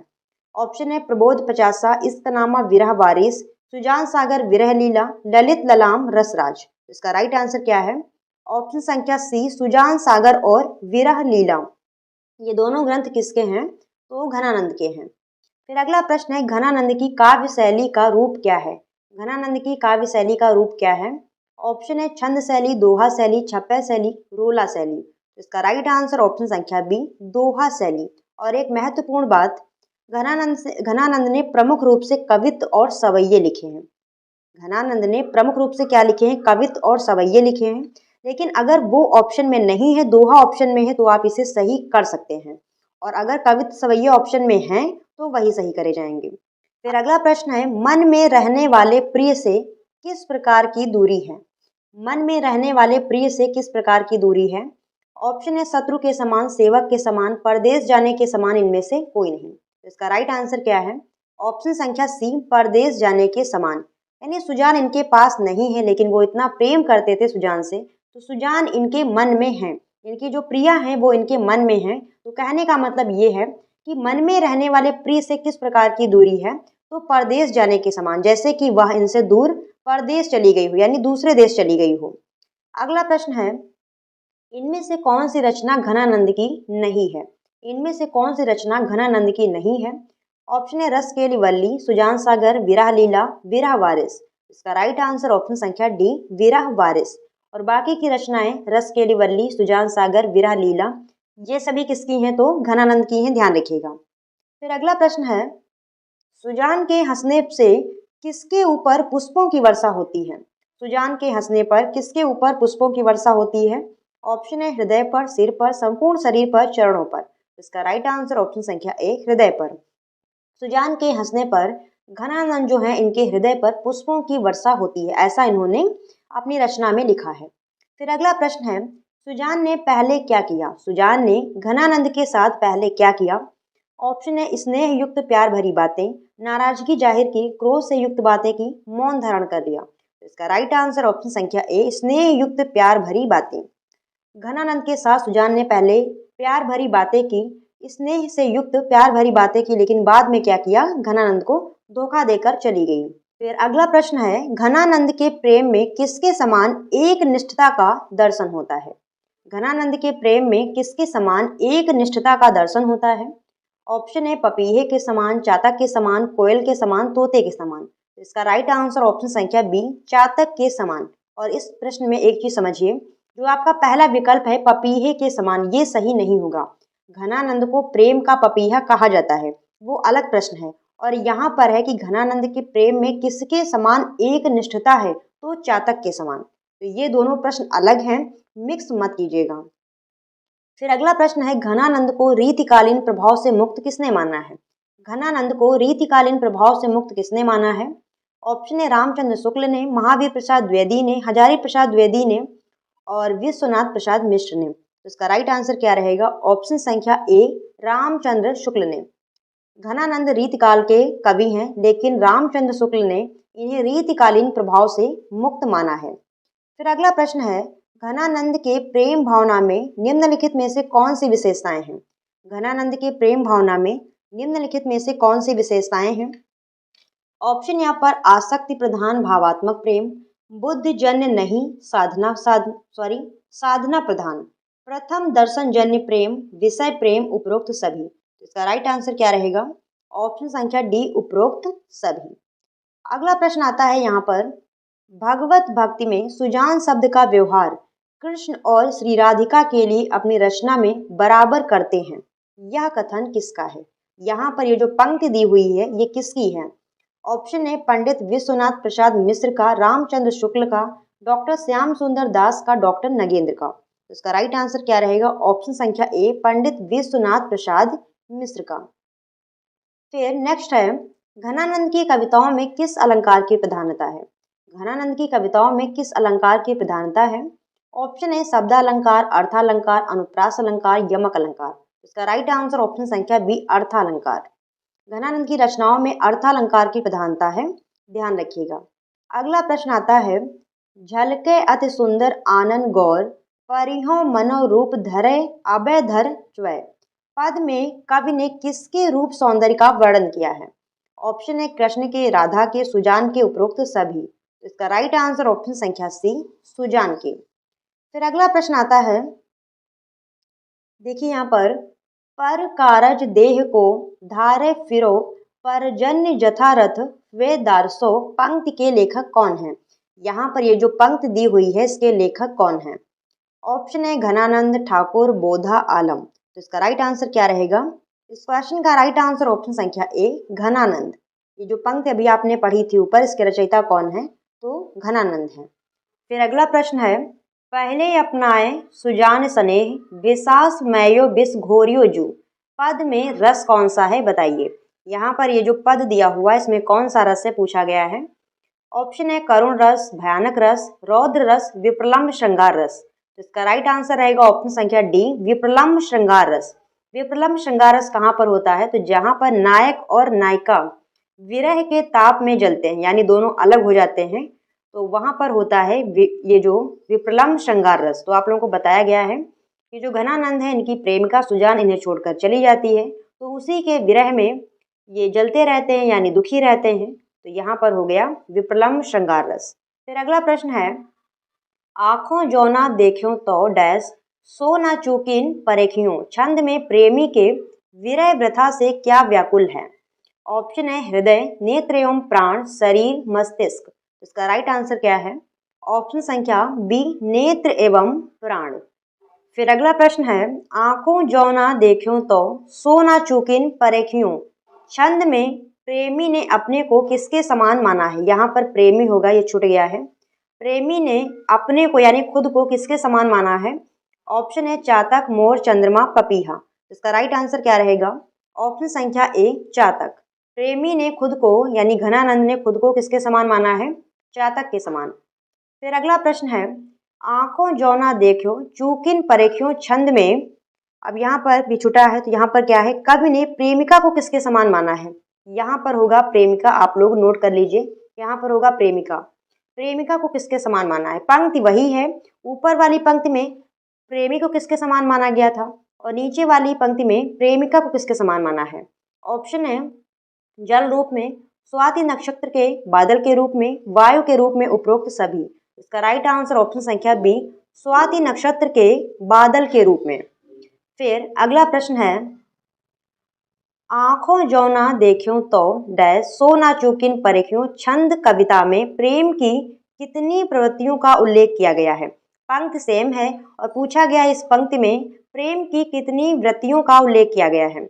ऑप्शन है 2, 3, 4, 5। इसका राइट आंसर क्या रहेगा? ऑप्शन संख्या बी 3। और 3 सी कौन सी वृत्तियां हैं तो वो अभी आप लोगों को आगे बताई जाएंगी। फिर अगला प्रश्न है, मोहि तुम एक तुम्हें मौसम अनेक आहे, कहा कछु चंदन चकोरन की कमी है, पंक्ति में चकोर को किसकी कमी खटकती है? महत्वपूर्ण प्रश्न है। ये जो यहाँ पर पंक्ति दी हुई है, इस पंक्ति में यहाँ पर देखिए चकोरन शब्द आया है, तो पूछा है कि चकोर को किसकी कमी खटक रही है? ऑप्शन है यहाँ पर सुजान की, सूर्य की, चंद्रमा की, तारों की। इसका राइट आंसर ऑप्शन संख्या सी चंद्रमा की। महत्वपूर्ण प्रश्न, इसे ध्यान रखिएगा। फिर अगला प्रश्न आता है यहाँ पर, कवि के अनुसार प्रेम की कितनी वृत्तियां हैं? प्रेम की कितनी वृत्तियां हैं? ऑप्शन है मीन वृत्ति, चकोर वृत्ति, चातक वृत्ति, उपरोक्त सभी। तो इसका राइट आंसर है ऑप्शन संख्या डी उपरोक्त सभी। और अभी मैंने कहा था कि प्रेम की वृत्तियों के बारे में आगे बताया जाएगा, तो कौन कौन सी वृत्तियां हैं यहाँ पर दी हुई हैं? मीन वृत्ति, चकोर वृत्ति और चातक वृत्ति, ध्यान रखिएगा। अगला प्रश्न आता है, शारीरिक एवं मानसिक यंत्रणाओं की परवाह कौन नहीं करता? शारीरिक एवं मानसिक यंत्रणाओं की परवाह कौन नहीं करता? सच्चे प्रेमी, सामान्य मनुष्य, बालक, उपरोक्त सभी। इसका राइट आंसर क्या है? ऑप्शन संख्या ए सच्चे प्रेमी। फिर अगला प्रश्न है, किसी के अवलोकन मात्र से उसका प्रेम करना नहीं समझना चाहिए, कई बार यह भ्रांति मात्र भी सिद्ध हो सकता है। यही घनानंद के साथ हुआ था। ये जो इनकी प्रेमिका थी सुजान, वो घनानंद से प्रेम नहीं करती थी, लेकिन घनानंद को ऐसा लगता था। वो प्यार भरी बातें करती थी, ये सब चीजें थी, लेकिन वो प्रेम नहीं करती थी और घनानंद उससे बहुत प्रेम करते थे। तो इसका राइट आंसर क्या होगा? ऑप्शन दिए गए हैं मानसिक सत्य, सामाजिक सत्य, मनोवैज्ञानिक सत्य, संवेगात्मक सत्य। इसका राइट आंसर रहेगा ऑप्शन संख्या सी मनोवैज्ञानिक सत्य। फिर अगला प्रश्न है, जान प्यारे प्राणन बसत पै आनंद घन विशद विषम दशा मूक लो कहन है में कौन सी अनुभूति अपने चरम रूप में अभिव्यक्त हुई है? ऑप्शन है विरह अनुभूति, प्रेम अनुभूति, संवेदना अनुभूति, उपरोक्त सभी। इसका राइट आंसर क्या रहेगा? ऑप्शन संख्या ए विरह अनुभूति। विरह मतलब बिछड़ना, अलग होना। फिर अगला प्रश्न है, एरे बीर पौन डैश नेक आदि दय, छंद में वियोगिनी किसके अनुरोध करती है, किससे अनुरोध करती है। ये जो पंक्ति है इसमें वियोगिनी किससे अनुरोध करती है। ऑप्शन है पवन से, बादल से, सेविकाओं से, उपरोक्त में से कोई नहीं। इसका राइट आंसर ऑप्शन संख्या ए पवन से, पवन यानी कि हवा, वायु। अगला प्रश्न आता है, एरे वीर पौन डैश नेक आदि दय छंद में पवन को किस रूप में प्रस्तुत किया गया है। ये जो पंक्ति है इसमें पवन यानी हवा को किस रूप में प्रस्तुत किया गया है। ऑप्शन है सेवक के रूप में, दूत के रूप में, प्रेमी के रूप में, ईश्वर के रूप में। इसका राइट आंसर ऑप्शन संख्या बी दूत के रूप में। दूत यानी जो संदेश ले जाते हैं इधर से उधर, तो दूत के रूप में यहाँ पर पवन को प्रस्तुत किया गया है। फिर अगला प्रश्न है यहाँ पर, बिहारी सतसई किस प्रकार का काव्य है। बिहारी सतसई किस प्रकार का काव्य है। ऑप्शन है यहाँ पर ए महाकाव्य, बी एकार्थ काव्य, सी चंपू काव्य, डी मुक्तक काव्य। तो इसका राइट आंसर क्या रहेगा। इस क्वेश्चन का राइट आंसर है ऑप्शन संख्या डी मुक्तक काव्य।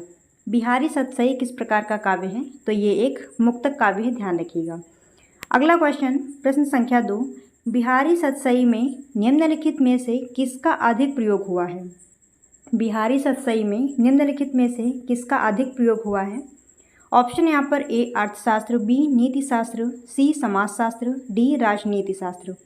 तो इसका राइट आंसर क्या रहेगा। इस क्वेश्चन का राइट आंसर है ऑप्शन संख्या बी नीति शास्त्र। ठीक है, ध्यान रखिएगा, बिहारी सतसई में नीति शास्त्र का प्रयोग सर्वाधिक हुआ है। अगला प्रश्न संख्या 3, नहीं पराग नहीं मधुर महु नहीं विकास इह काल अली कली ही सौ बंध्यो आगे कौन हवाल। यह दोहा बिहारी ने किसे उपदेशित करने के लिए लिखा था। तो यहाँ पर जो दोहा दिया गया है ये बिहारी ने किसे उपदेश देने के लिए लिखा था। ऑप्शन यहाँ पर ए अपने पुत्र को, बी राजा जय सिंह को, सी ओरछा नरेश को, डी ग्वालियर नरेश को। तो इसका राइट आंसर क्या रहेगा। इस क्वेश्चन का राइट आंसर है ऑप्शन संख्या बी राजा जय सिंह को।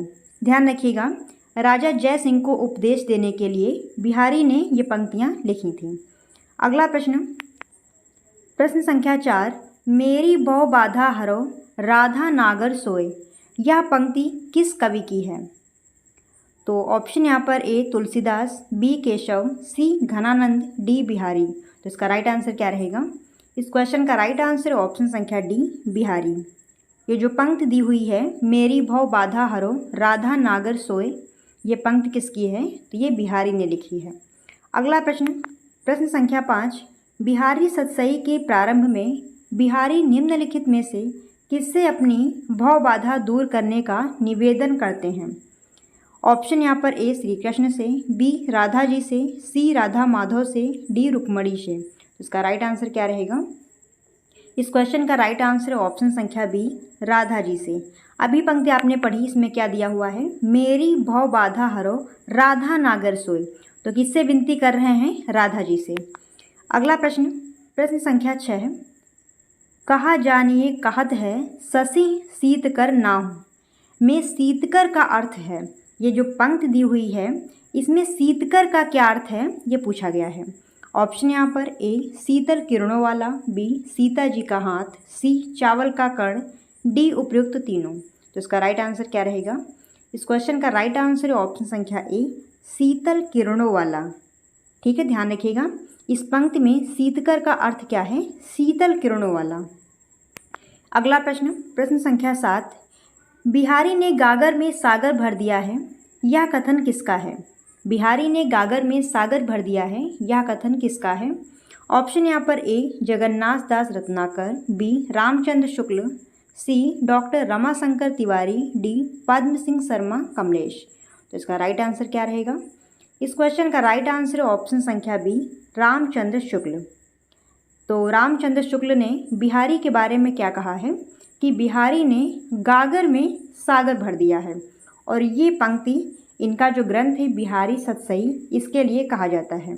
ठीक है, तो इस प्रकार से भी क्वेश्चन पूछा जाता है कि किस कवि के लिए कहा गया है कि गागर में सागर भर दिया है। तो ये पंक्ति किसके लिए है, बिहारी के लिए।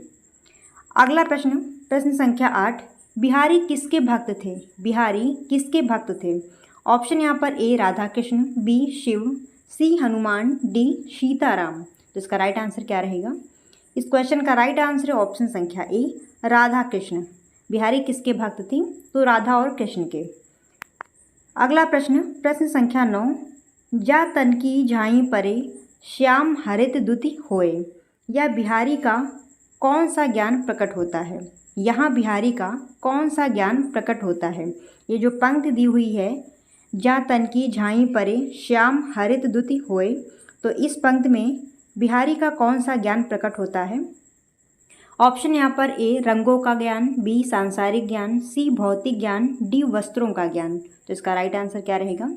इस क्वेश्चन का राइट आंसर ऑप्शन संख्या ए, रंगों का ज्ञान। ध्यान रखिएगा। अगला प्रश्न, प्रश्न संख्या 10, राधा रानी के प्रिय कृष्ण को निम्नलिखित में से कौन सी वस्तु सर्वाधिक प्रिय है? राधा रानी के प्रिय कृष्ण को निम्नलिखित में से कौन सी वस्तु सर्वाधिक प्रिय है? ऑप्शन यहाँ पर ए मुरली, बी मुकुट, सी वैजंती माला, डी यमुना तट। ये तो सभी को पता होगा कि कृष्ण को सर्वाधिक क्या प्रिय है, तो ऑप्शन है इसका सही उत्तर है ए मुरली। ठीक है। अगला प्रश्न, प्रश्न संख्या 11, मेरी भव बाधा हरो दोहे को विद्वानों ने किसकी संज्ञा दी है? मेरी भव बाधा हरो, ये जो दोहा है, विद्वानों ने इस दोहे को किसकी संज्ञा दी है? ऑप्शन यहाँ पर ए लघु दोहे की, बी दीर्घ दोहे की, सी श्रृंगारिक दोहे की, डी मंगलाचरण दोहे की। तो इसका राइट आंसर क्या रहेगा?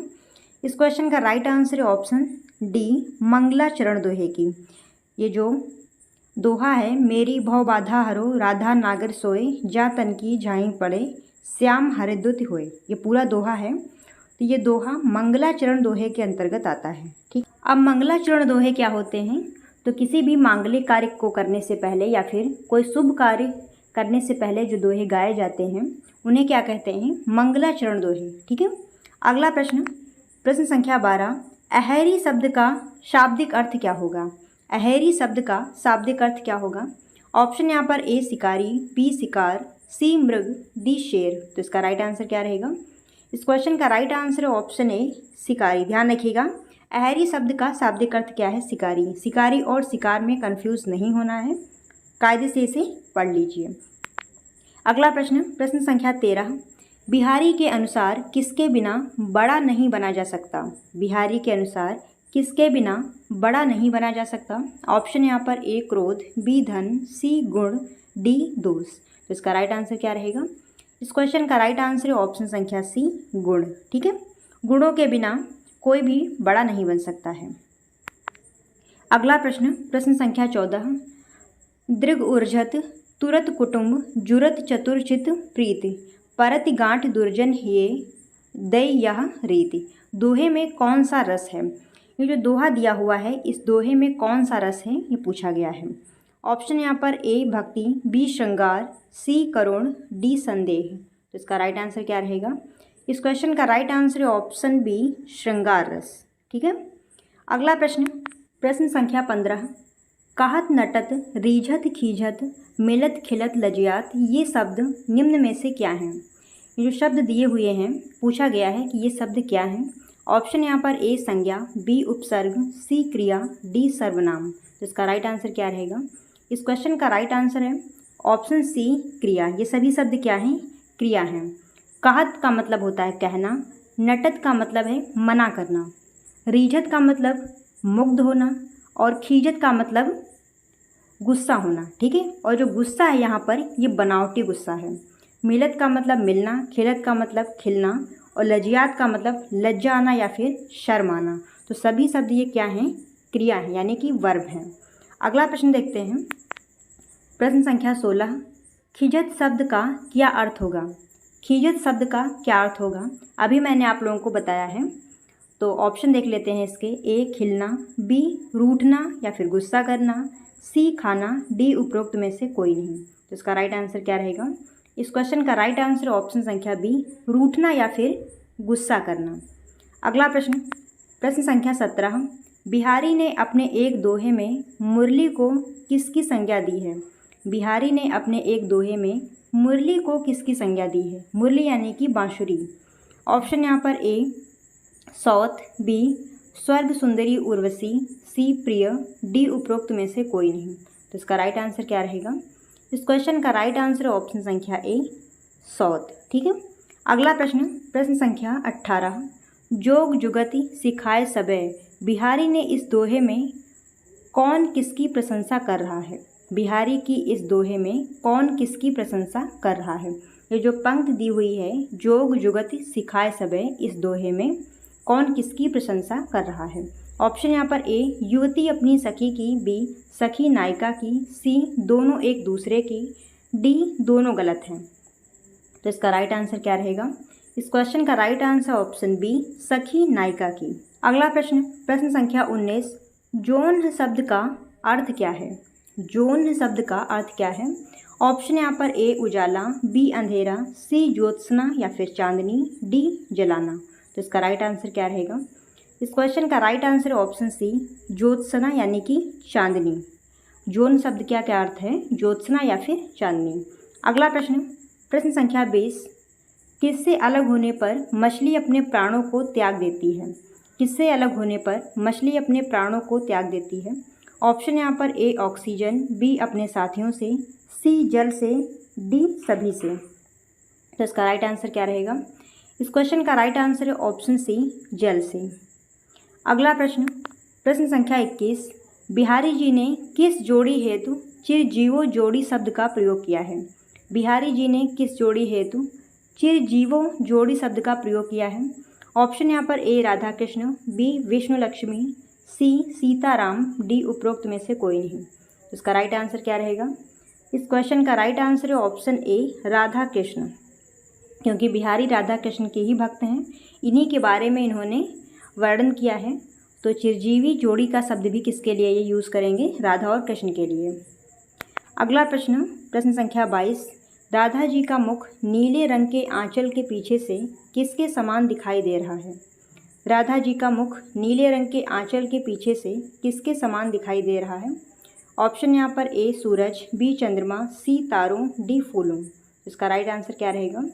इस क्वेश्चन का राइट आंसर ऑप्शन बी चंद्रमा। चंद्रमा के समान राधा जी का मुख नीले आंचल के पीछे से दिखाई दे रहा है। अगला प्रश्न, प्रश्न संख्या 23, खंजन नयन शब्द का अर्थ है? खंजन नयन शब्द का अर्थ है, ऑप्शन यहाँ पर ए मछली के समान नेत्रों वाली, बी हिरनी के समान नेत्रों वाली, सी खंजन पक्षी के समान नेत्रों वाली, और डी उपरोक्त में से कोई नहीं। तो इसका राइट आंसर क्या रहेगा? इस क्वेश्चन का राइट आंसर ऑप्शन सी खंजन पक्षी के समान नेत्रों वाली। खंजन का मतलब खंजन पक्षी और नयन का मतलब नेत्र, तो इसका अर्थ क्या हुआ? खंजन पक्षी के समान नेत्रों वाली।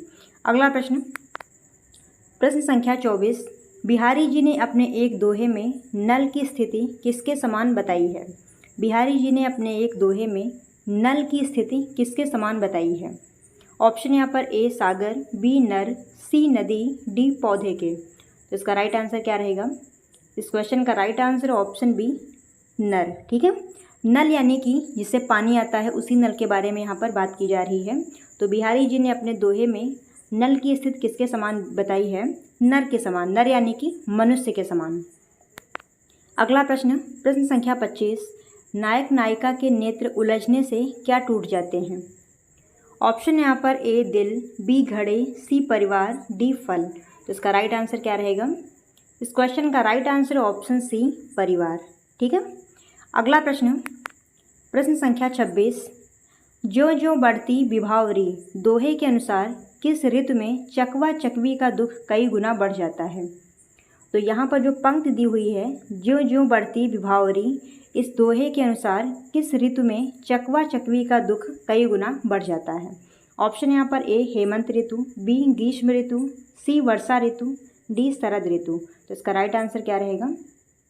इस क्वेश्चन का राइट आंसर ऑप्शन ए हेमंत ऋतु। अगला प्रश्न देखते हैं, प्रश्न संख्या 27, नायक नायिका के प्रेम संबंध को जोड़ता देख किन लोगों के हृदय में गांठ पड़ जाती है?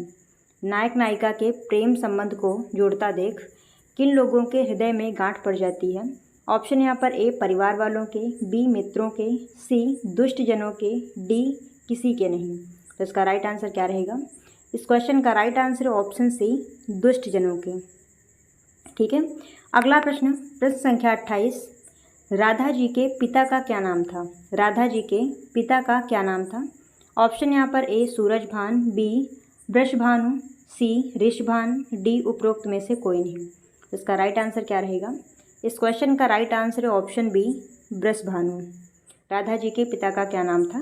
वृषभानु। अगला प्रश्न, प्रश्न संख्या 29, कलयुग में बिहारी के दोहे के अनुसार किस ग्रह की पूजा की जाती है? कलयुग में बिहारी के दोहे के अनुसार किस ग्रह की पूजा की जाती है? ऑप्शन यहाँ पर ए सभी ग्रहों की, बी केवल अच्छे ग्रहों की, सी बुरे ग्रहों की, डी किसी की नहीं। इसका राइट आंसर क्या रहेगा? इस क्वेश्चन का राइट आंसर है ऑप्शन सी बुरे ग्रहों की। कहते नहीं हैं कि इनके जो ग्रह हैं अच्छे नहीं चल रहे हैं तो पूजा पाठ कराया जाए, तो वही चीज़ यहाँ पर कही गई है कि बिहारी के अनुसार कलयुग में किन ग्रहों की पूजा की जाती है? तो बुरे ग्रहों की। अगला प्रश्न, प्रश्न संख्या 30, गुड़ी गुड़ी कहने से कौन गुड़ी नहीं हो सकता? गुड़ी गुड़ी कहने से कौन गुणी नहीं हो सकता? ऑप्शन यहाँ पर ए चालाक व्यक्ति, बी गरीब व्यक्ति, सी लकड़हारा, डी निर्गुणी। इसका राइट आंसर क्या रहेगा? इस क्वेश्चन का राइट आंसर है ऑप्शन डी निर्गुणी। ठीक है, अगर कोई व्यक्ति निर्गुणी है, उसके अंदर कोई गुण नहीं है, तो उसको कितना भी कह लिया जाए कि ये गुणी है, लेकिन वो कभी भी गुणी नहीं हो सकता है। अगला प्रश्न, प्रश्न संख्या 31, मनो नीलमणि के पर्वत पर प्रातःकाल घाम पड़ा हुआ है, उपरोक्त पंक्तियों में कौन सा अलंकार है? ये जो पंक्तियाँ दी हुई हैं, मानो नीलमणि के पर्वत पर प्रातःकाल घाम पड़ा हुआ है, इन पंक्तियों में कौन सा अलंकार है? ऑप्शन यहाँ पर ए अनुप्रास अलंकार, बी उपमा अलंकार, सी उत्प्रेक्षा अलंकार, डी रूपक अलंकार। तो इसका राइट आंसर क्या रहेगा? इस क्वेश्चन का राइट आंसर है ऑप्शन सी उत्प्रेक्षा अलंकार। ठीक है, अगला प्रश्न देखते हैं, प्रश्न संख्या 32, अनुरागी चित्त की गति कौन समझता है? अनुरागी चित्त की गति कौन समझता है? ऑप्शन यहाँ पर ए हर कोई, बी कोई नहीं, सी कोई नहीं, बी कोई कोई, सी कोई नहीं, डी सभी। तो इसका राइट आंसर क्या रहेगा? इस क्वेश्चन का राइट आंसर है ऑप्शन सी कोई नहीं। ठीक है, अनुरागी चित्त की गति कोई भी नहीं समझ सकता।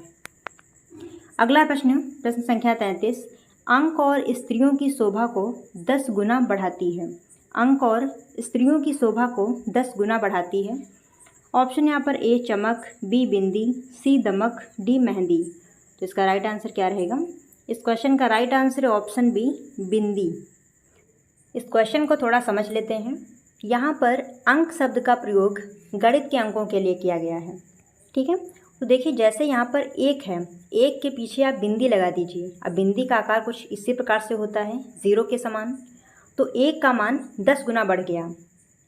उसी प्रकार से स्त्रियां जब बिंदी का प्रयोग करती हैं तो उनके सौंदर्य में 10 गुना वृद्धि हो जाती है। तो वही यहाँ पर बिहारी जी ने बताया है कि अंक और स्त्रियों की शोभा को 10 गुना कौन बढ़ाता है? तो बिंदी। ठीक है, अगला प्रश्न, प्रश्न संख्या 34, जिन केली कुंजों में राधा कृष्ण विलास करते हैं वहाँ की भूमि किस तीर्थ के भांति पवित्र हो जाती है? जिस केली कुंजों में राधा कृष्ण विलास करते हैं वहाँ की भूमि किस तीर्थ की भांति पवित्र हो जाती है? ऑप्शन यहाँ पर ए काशी, बी प्रयाग, सी मायानगरी, डी हरिद्वार। इसका राइट आंसर क्या रहेगा? इस क्वेश्चन का राइट आंसर है ऑप्शन बी प्रयाग। ठीक है, अगला प्रश्न, प्रश्न संख्या 35, जोग जुगति सिखाए सबय मानो महामुनि मैन में महामुनि हैं। ये जो पंक्ति दी हुई है इसमें महामुनि जो शब्द दिया हुआ है इसका अर्थ क्या है? ऑप्शन यहाँ पर ए कामदेव, बी योगी, सी यौवन, डी मन। तो इसका राइट आंसर क्या रहेगा? इस क्वेश्चन का राइट आंसर है ऑप्शन ए कामदेव। ठीक है, इस पंक्ति में महादेव शब्द का प्रयोग किसके लिए किया गया है? तो कामदेव के लिए। अगला प्रश्न, प्रश्न संख्या 36, बिहारी की सबसे बड़ी विशेषता है। बिहारी की सबसे बड़ी विशेषता है। ऑप्शन यहाँ पर ए व्यवहारिकता, बी बहुयोग्यता, सी श्रृंगारिकता, डी कोई नहीं। इसका राइट आंसर क्या रहेगा? इस क्वेश्चन का राइट आंसर है ऑप्शन बी बहुयोग्यता। ठीक है, अगला प्रश्न, प्रश्न संख्या 37, दुनिया के ऊंच नीच का संपूर्ण ज्ञान अंश भरा हुआ है।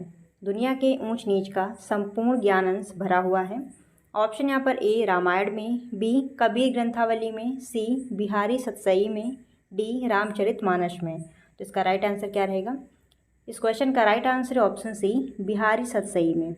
अगला प्रश्न, प्रश्न संख्या 38, राधा के सौंदर्य की तुलना किससे की गई है? राधा के सौंदर्य की तुलना किससे की गई है? ऑप्शन यहाँ पर ए मेनका से, बी रंभा से, सी उर्वशी से, डी उपरोक्त सभी से। तो इसका राइट आंसर क्या रहेगा? इस क्वेश्चन का राइट आंसर है ऑप्शन सी, उर्वशी से। अगला प्रश्न, प्रश्न संख्या 39, कवि ने पूस के महीने के दिनों की तुलना किससे की है?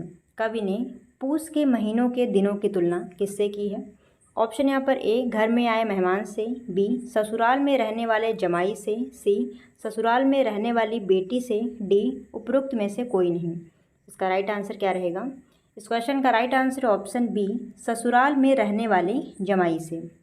अगला प्रश्न, प्रश्न संख्या 40, रामचरितमानस के पश्चात किस ग्रंथ को सर्वाधिक लोकप्रियता मिली? रामचरितमानस के पश्चात किस ग्रंथ को सर्वाधिक लोकप्रियता मिली? ऑप्शन यहाँ पर ए रामचंद्रिका, बी भामिनी विलास, सी मतीराम, डी बिहारी सतसई। तो इसका राइट आंसर क्या रहेगा? इस क्वेश्चन का राइट आंसर है ऑप्शन डी, बिहारी सतसई। ठीक है।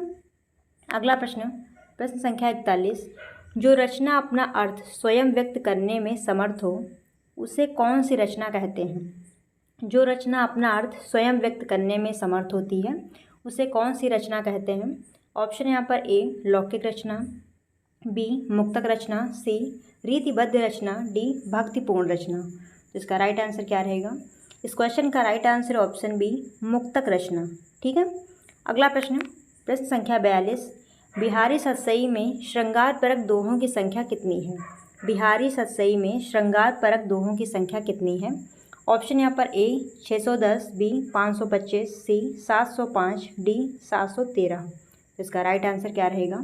इस क्वेश्चन का राइट आंसर है ऑप्शन डी 713। ध्यान रखिएगा, बिहारी सतसई में श्रृंगार परक दोहों की संख्या कितनी है? 713। अगला प्रश्न, प्रश्न संख्या 43, रीतिकाल को कलाकाल किसने कहा है? रीतिकाल को कलाकाल किसने कहा है? ऑप्शन यहाँ पर A doctor Ramkumar Verma, B Acharya Vishwanath Prasad Mishra, C doctor Nagendra, D doctor Ganpat Chandra Gupt. तो इसका राइट आंसर क्या रहेगा? इस क्वेश्चन का राइट आंसर है option A doctor Ramkumar Verma. तो रीतिकाल को अलग अलग विद्वानों ने अलग अलग नाम दिए हैं। जैसे डॉक्टर रामकुमार वर्मा ने इसे कलाकाल कहा है, आचार्य विश्वनाथ प्रसाद मिश्रा ने इसे श्रृंगार काल कहा है, डॉक्टर रसाल ने इसे काव्य कलाकाल कहा है। तो ध्यान रखिएगा। अगला प्रश्न देखते हैं, प्रश्न संख्या 44, रीतिकाल में प्रयुक्त रीति शब्द का अर्थ क्या है? रीतिकाल में प्रयुक्त रीति शब्द का अर्थ क्या है? ऑप्शन यहाँ पर ए पद रचना, बी काव्यांग निरूपण, सी गुण, डी काव्य शैली। तो इसका राइट आंसर क्या रहेगा? इस क्वेश्चन का राइट आंसर है ऑप्शन बी, काव्यांग निरूपण। ध्यान रखिएगा, रीतिकाल में रीति शब्द का अर्थ क्या है? काव्यांग निरूपण। अगला प्रश्न, प्रश्न संख्या 45, तरुणाई आई सुखद बस मथुरा ससुराल। पंक्ति का संबंध किस कवि से है? ये जो पंक्ति दी हुई है, तरुणाई आई सुखद बस मथुरा ससुराल, ये पंक्ति किस कवि के लिए कही गई है? ऑप्शन यहाँ पर ए तुलसी, बी बिहारी, सी अमीर खुसरो, डी घनानंद। तो इसका राइट आंसर क्या रहेगा? इस क्वेश्चन का राइट आंसर है ऑप्शन बी, बिहारी। ठीक है। अगला प्रश्न, प्रश्न संख्या 46, बढ़त बढ़त संपत सलिल दोहे में प्रमुख अलंकार कौन सा है? ये जो पंक्ति दी हुई है, बढ़त बढ़त संपत सलिल, इस दोहे में प्रमुख अलंकार कौन सा है? ऑप्शन यहाँ पर ए पुनरुक्त प्रकाश, बी रूपक, सी अनुप्रास, डी स्वभावोक्ति। तो इसका राइट आंसर क्या रहेगा? इस क्वेश्चन का राइट आंसर है ऑप्शन बी, रूपक। ध्यान रखिएगा, इस दोहे में कौन सा अलंकार है? तो इसमें रूपक अलंकार है। अगला प्रश्न, प्रश्न संख्या 46, भाव अनुभाव योजना किस कवि के काव्य में मिलती है? भाव अनुभाव योजना किस कवि के काव्य में मिलती है? ऑप्शन यहाँ पर ए बिहारी, बी सूरदास, सी तुलसीदास, डी वियोग। तो इसका राइट आंसर क्या रहेगा? इस क्वेश्चन का राइट आंसर है ऑप्शन ए, बिहारी। ध्यान रखिएगा, भाव अनुभाव योजना किस कवि के काव्य में मिलती है? तो बिहारी जी के। अगला प्रश्न, प्रश्न संख्या 48, अन बूढ़े बूढ़े तिरे बूढ़े सब अंग, इस काव्य पंक्ति में अलंकार है। ये जो पंक्ति दी हुई है, अन बूढ़े बूढ़े तिरे बूढ़े सब अंग, इस पंक्ति में कौन सा अलंकार है? ऑप्शन यहाँ पर ए परिसंख्या, बी विरोधाभास, सी काव्यलिंग, डी अपहृति। तो इसका राइट आंसर क्या रहेगा? इस क्वेश्चन का राइट आंसर है ऑप्शन बी विरोधाभास। अगला प्रश्न, प्रश्न संख्या 39, बिहारी किस वर्ग के कवि हैं? बिहारी किस वर्ग के कवि हैं? ऑप्शन यहाँ पर ए रीतिमुक्त, बी रीतिबद्ध, सी अलंकृत, डी रीतिसिद्ध। तो इसका राइट आंसर क्या रहेगा? इस क्वेश्चन का राइट आंसर है ऑप्शन डी रीतिसिद्ध। बिहारी किस वर्ग के कवि हैं? तो ये रीतिसिद्ध काव्यधारा के कवि हैं, ध्यान रखिएगा। मैंने आप लोगों को बताया भी है कि रीतिकाल की 3 प्रमुख धाराएं हैं, रीतिमुक्त, रीतिबद्ध और रीतिसिद्ध। तो बिहारी इन काव्यधाराओं में से किस में आते हैं? तो रीतिसिद्ध काव्यधारा के अंतर्गत आते हैं। अगला प्रश्न, प्रश्न संख्या 50 और ये लास्ट क्वेश्चन है। तरोना किस अंग का आभूषण है? तरोना किस अंग का आभूषण है? ऑप्शन यहाँ पर ए नाक का, बी हाथ का, सी कान का, डी गले का। तो इसका राइट आंसर क्या रहेगा? इस क्वेश्चन का राइट आंसर ऑप्शन सी कान का। तरोना एक आभूषण है जो कान में पहना जाता है। नेक्स्ट क्वेश्चन, रीतिकाल के किस कवि को साक्षात रसमूर्ति कहा जाता है? रीतिकाल के किस कवि को साक्षात रसमूर्ति कहा जाता है? ऑप्शन यहाँ पर ए भूषण, बी बिहारी, सी घनानंद, डी रसलीन। तो इसका राइट आंसर क्या रहेगा? इस क्वेश्चन का राइट आंसर है ऑप्शन संख्या सी घनानंद। तो ध्यान रखिएगा कि घनानंद को साक्षात रसमूर्ति भी कहा जाता है। अगला प्रश्न, प्रश्न संख्या 2, घनानंद का जन्म कब हुआ था? घनानंद का जन्म कब हुआ था? ऑप्शन यहाँ पर ए संवत 1771, बी संवत 1746, सी संवत 1748, डी संवत 1751। तो इसका राइट आंसर क्या रहेगा? इस क्वेश्चन का राइट आंसर है ऑप्शन संख्या बी संवत 1746 विक्रमी। तो यहाँ पर संवत दिया हुआ है, अगर आप सन निकालना चाहते हैं तो क्या करेंगे? संवत से 57 माइनस कर देंगे और आपका सन निकल आएगा। तो 1746 से 57 जब माइनस करेंगे तो कितना आएगा? 1689। ठीक है, तो ध्यान रखिएगा, अगर सन पूछा जाए तो 1689 और अगर संवत पूछा जाए तो 1746 विक्रमी। अगला प्रश्न देखते हैं, प्रश्न संख्या 3, घनानंद का जन्म कहाँ हुआ था? घनानंद का जन्म कहाँ हुआ था? ऑप्शन यहाँ पर ए बुलंदशहर जनपद में, बी एटा जनपद में, सी इटावा जनपद में, डी मैनपुरी जनपद में। तो इसका राइट आंसर क्या रहेगा? इस क्वेश्चन का राइट आंसर है ऑप्शन संख्या ए बुलंदशहर जनपद में। ध्यान रखिएगा, घनानंद का जन्म कहाँ हुआ था? बुलंदशहर में। अगला प्रश्न देखते हैं, प्रश्न संख्या 4, घनानंद किस बादशाह के दरबार में रहते थे? घनानंद किस बादशाह के दरबार में रहते थे? ऑप्शन यहाँ पर ए अहमद शाह, बी मोहम्मद शाह रंगीला, सी नादिर शाह, डी औरंगजेब।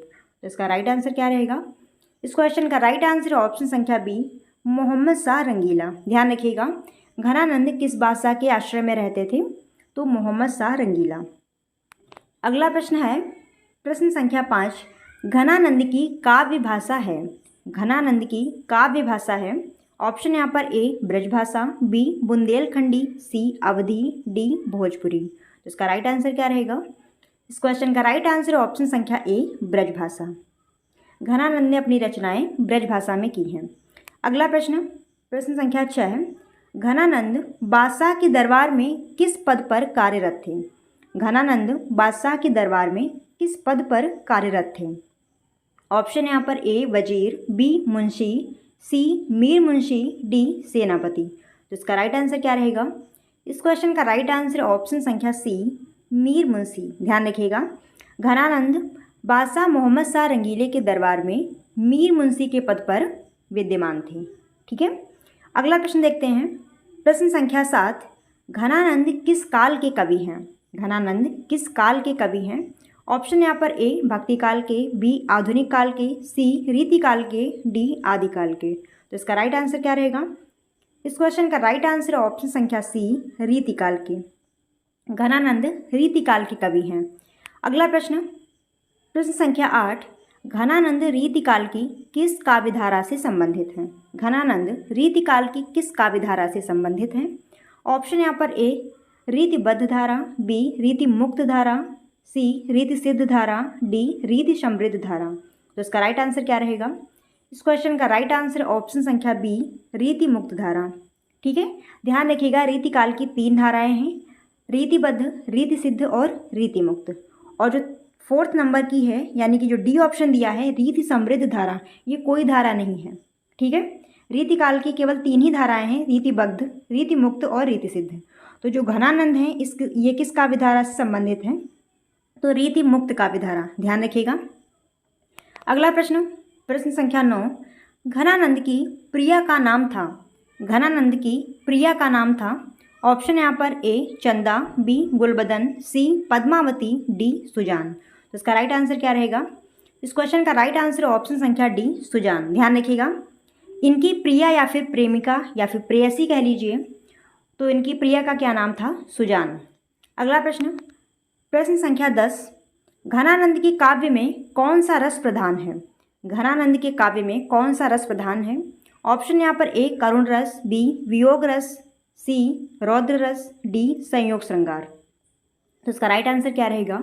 इस क्वेश्चन का राइट आंसर ऑप्शन संख्या बी वियोग श्रृंगार। घनानंद ने अपने काव्य में श्रृंगार रस का प्रयोग किया है और श्रृंगार रस के 2 भाग हैं, वियोग श्रृंगार और संयोग श्रृंगार। तो घनानंद ने अपने काव्य में प्रमुख रूप से वियोग श्रृंगार रस का प्रयोग किया है। इस पॉइंट को अच्छे से ध्यान रखिएगा कि घनानंद श्रृंगार रस के कवि हैं, लेकिन श्रृंगार में भी कौन से श्रृंगार के? वियोग के या फिर संयोग के? तो वियोग रस के, वियोग श्रृंगार रस के। अच्छे से ध्यान रखिएगा, कंफ्यूज मत होना इसमें।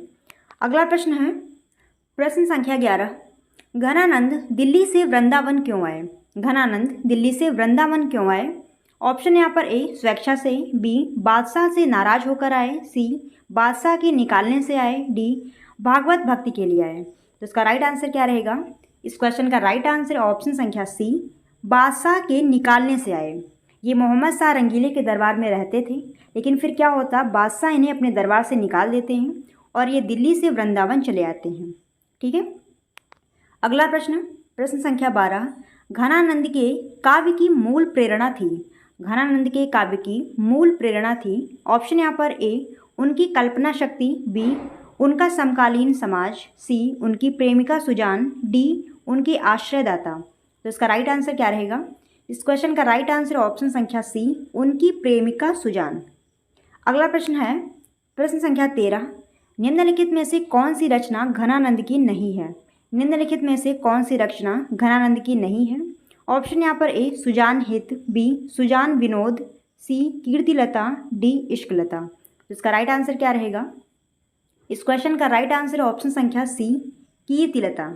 बाकी की रचनाएं जो हैं सुजान हित, सुजान विनोद और इश्कलता, ये तीनों रचनाएं किसकी हैं? घनानंद की। और कीर्तिलता जो रचना है ये विद्यापति की है। ठीक है, अगला प्रश्न है प्रश्न संख्या 14, घनानंद के आश्रयदाता राजा कहाँ रहते थे? घनानंद के आश्रयदाता राजा कहाँ रहते थे? ऑप्शन है यहाँ पर ए दिल्ली के, बी लखनऊ के, सी आगरा के, डी फैजाबाद के। तो इसका राइट आंसर क्या रहेगा? इस क्वेश्चन का राइट आंसर ऑप्शन संख्या ए दिल्ली के।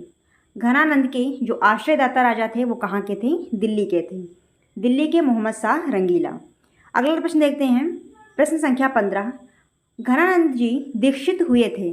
घनानंद जी दीक्षित हुए थे। ऑप्शन यहाँ पर ए निम्बार्क संप्रदाय में, बी सखी संप्रदाय में, सी श्री संप्रदाय में, डी हरिदासी संप्रदाय में। तो इसका राइट आंसर क्या है? इस क्वेश्चन का राइट आंसर ऑप्शन संख्या ए निम्बार्क संप्रदाय में। ठीक है, घनानंद ने दीक्षा कहाँ ली थी? तो निम्बार्क संप्रदाय में। अगला प्रश्न देखते हैं प्रश्न संख्या 16, नीर शनेही को लाए कलंक, निराश वे कायर त्यागत प्राणे। यह काव्य पंक्ति हैं, ये जो पंक्तियाँ दी हुई हैं ये किस कवि की हैं? पूछा गया है। ऑप्शन यहाँ पर ए केशवदास, बी मतीराम, सी पद्माकर, डी घनानंद। तो इसका राइट आंसर क्या रहेगा? इस क्वेश्चन का राइट आंसर ऑप्शन संख्या डी घनानंद। अगला प्रश्न देखते हैं प्रश्न संख्या 17, घनानंद के अनुसार प्रेम का मार्ग है। घनानंद के अनुसार प्रेम का मार्ग है। ऑप्शन यहाँ पर ए अतिशय कठिन, बी अतिशय टेढ़ा, सी अतिशय सीधा, डी अतिशय कपट भरा। तो इसका राइट आंसर क्या रहेगा? इस क्वेश्चन का राइट आंसर ऑप्शन संख्या सी अतिशय सीधा। घनानंद ने माना है कि प्रेम का मार्ग अत्यंत सीधा या फिर सरल होता है। अगला प्रश्न है प्रश्न संख्या 18, घनानंद कैसे मारे गए? घनानंद कैसे मारे गए या फिर इनकी मृत्यु कैसे हुई? ऑप्शन यहाँ पर ए लड़ाई के दौरान, बी हमले के दौरान, सी यमुना में नहाते हुए, डी पहाड़ पर चढ़ते हुए। तो इसका राइट आंसर क्या रहेगा? इस क्वेश्चन का राइट आंसर ऑप्शन संख्या बी हमले के दौरान। ध्यान रखिएगा, घनानंद की मृत्यु कैसे हुई? तो हमले के दौरान इनकी मृत्यु हो जाती है। अगला प्रश्न है प्रश्न संख्या 19, रावरे रूप की रीति अनूप, नयो नयो लागत ज्यों ज्यों निहारिये। इस पंक्ति के रचनाकार हैं। ये जो पंक्ति दी हुई है इसके रचनाकार कौन हैं? ऑप्शन यहाँ पर ए मतीराम, बी घनानंद, सी रश्लीन, डी तुलसीदास। तो इसका राइट आंसर क्या है? इस क्वेश्चन का राइट आंसर ऑप्शन संख्या बी घनानंद। ये जो पंक्तियाँ हैं इनको ध्यान रखिएगा कि ये पंक्तियाँ किस कलाकार की हैं। देखिए, जो इस प्रकार के क्वेश्चन होते हैं जिसमें कुछ पंक्तियाँ दी होती हैं और पूछा जाता है कि ये किस कवि की हैं, तो ये क्वेश्चन थोड़ा सा टफ पड़ जाते हैं, क्योंकि अभी क्या है, अभी आप केवल घनानंद से संबंधित क्वेश्चन सॉल्व कर रहे हैं, तो आपको पता है कि ये पंक्तियाँ घनानंद की ही होंगी। लेकिन जब आपका पेपर आएगा तो उसमें तो सभी राइटर से संबंधित क्वेश्चन पूछे जाएंगे, तो वहाँ पर थोड़ा आप कंफ्यूज होंगे। तो क्या करना है, जो इम्पॉर्टेंट पंक्तियाँ हैं जो आपको करवाई जा रही हैं उनको थोड़ा अपने दिमाग में रखिए, ध्यान रखिए। ठीक है, अगला प्रश्न देखते हैं। प्रश्न संख्या 20, घनानंद राधा कृष्ण की उपासना किस भाव से करते हैं? घनानंद राधा कृष्ण की उपासना किस भाव से करते हैं? ऑप्शन यहाँ पर ए सखा भाव से, बी दास्य भाव से, सी सखी भाव से, डी प्रेमिका भाव से। तो इसका राइट आंसर क्या रहेगा? इस क्वेश्चन का राइट आंसर ऑप्शन संख्या सी सखी भाव से। घनानंद राधा कृष्ण की उपासना सखी भाव से करते हैं। अगला प्रश्न है प्रश्न संख्या 21, पंडित विश्वनाथ मिश्र द्वारा घनानंद की समस्त रचनाओं का संपादन किस ग्रंथ के रूप में हुआ है? पंडित विश्वनाथ मिश्र द्वारा घनानंद की समस्त रचनाओं का संपादन किस ग्रंथ के रूप में हुआ है? ऑप्शन यहाँ पर ए घनानंद वाणी, बी घनानंद सार, सी घनानंद चैनिका, डी घन आनंद ग्रंथावली। तो इसका राइट आंसर क्या रहेगा? इस क्वेश्चन का राइट आंसर ऑप्शन संख्या डी घन आनंद ग्रंथावली। ध्यान रखिएगा कि पंडित विश्वनाथ मिश्रा ने घनानंद की सभी रचनाओं का संपादन किस ग्रंथ के रूप में किया है? तो घन आनंद। अगला प्रश्न देखते हैं प्रश्न संख्या 22, घनानंद की रचनाएं किस काव्य के अंतर्गत आती हैं? घनानंद की रचनाएं किस काव्य के अंतर्गत आती हैं?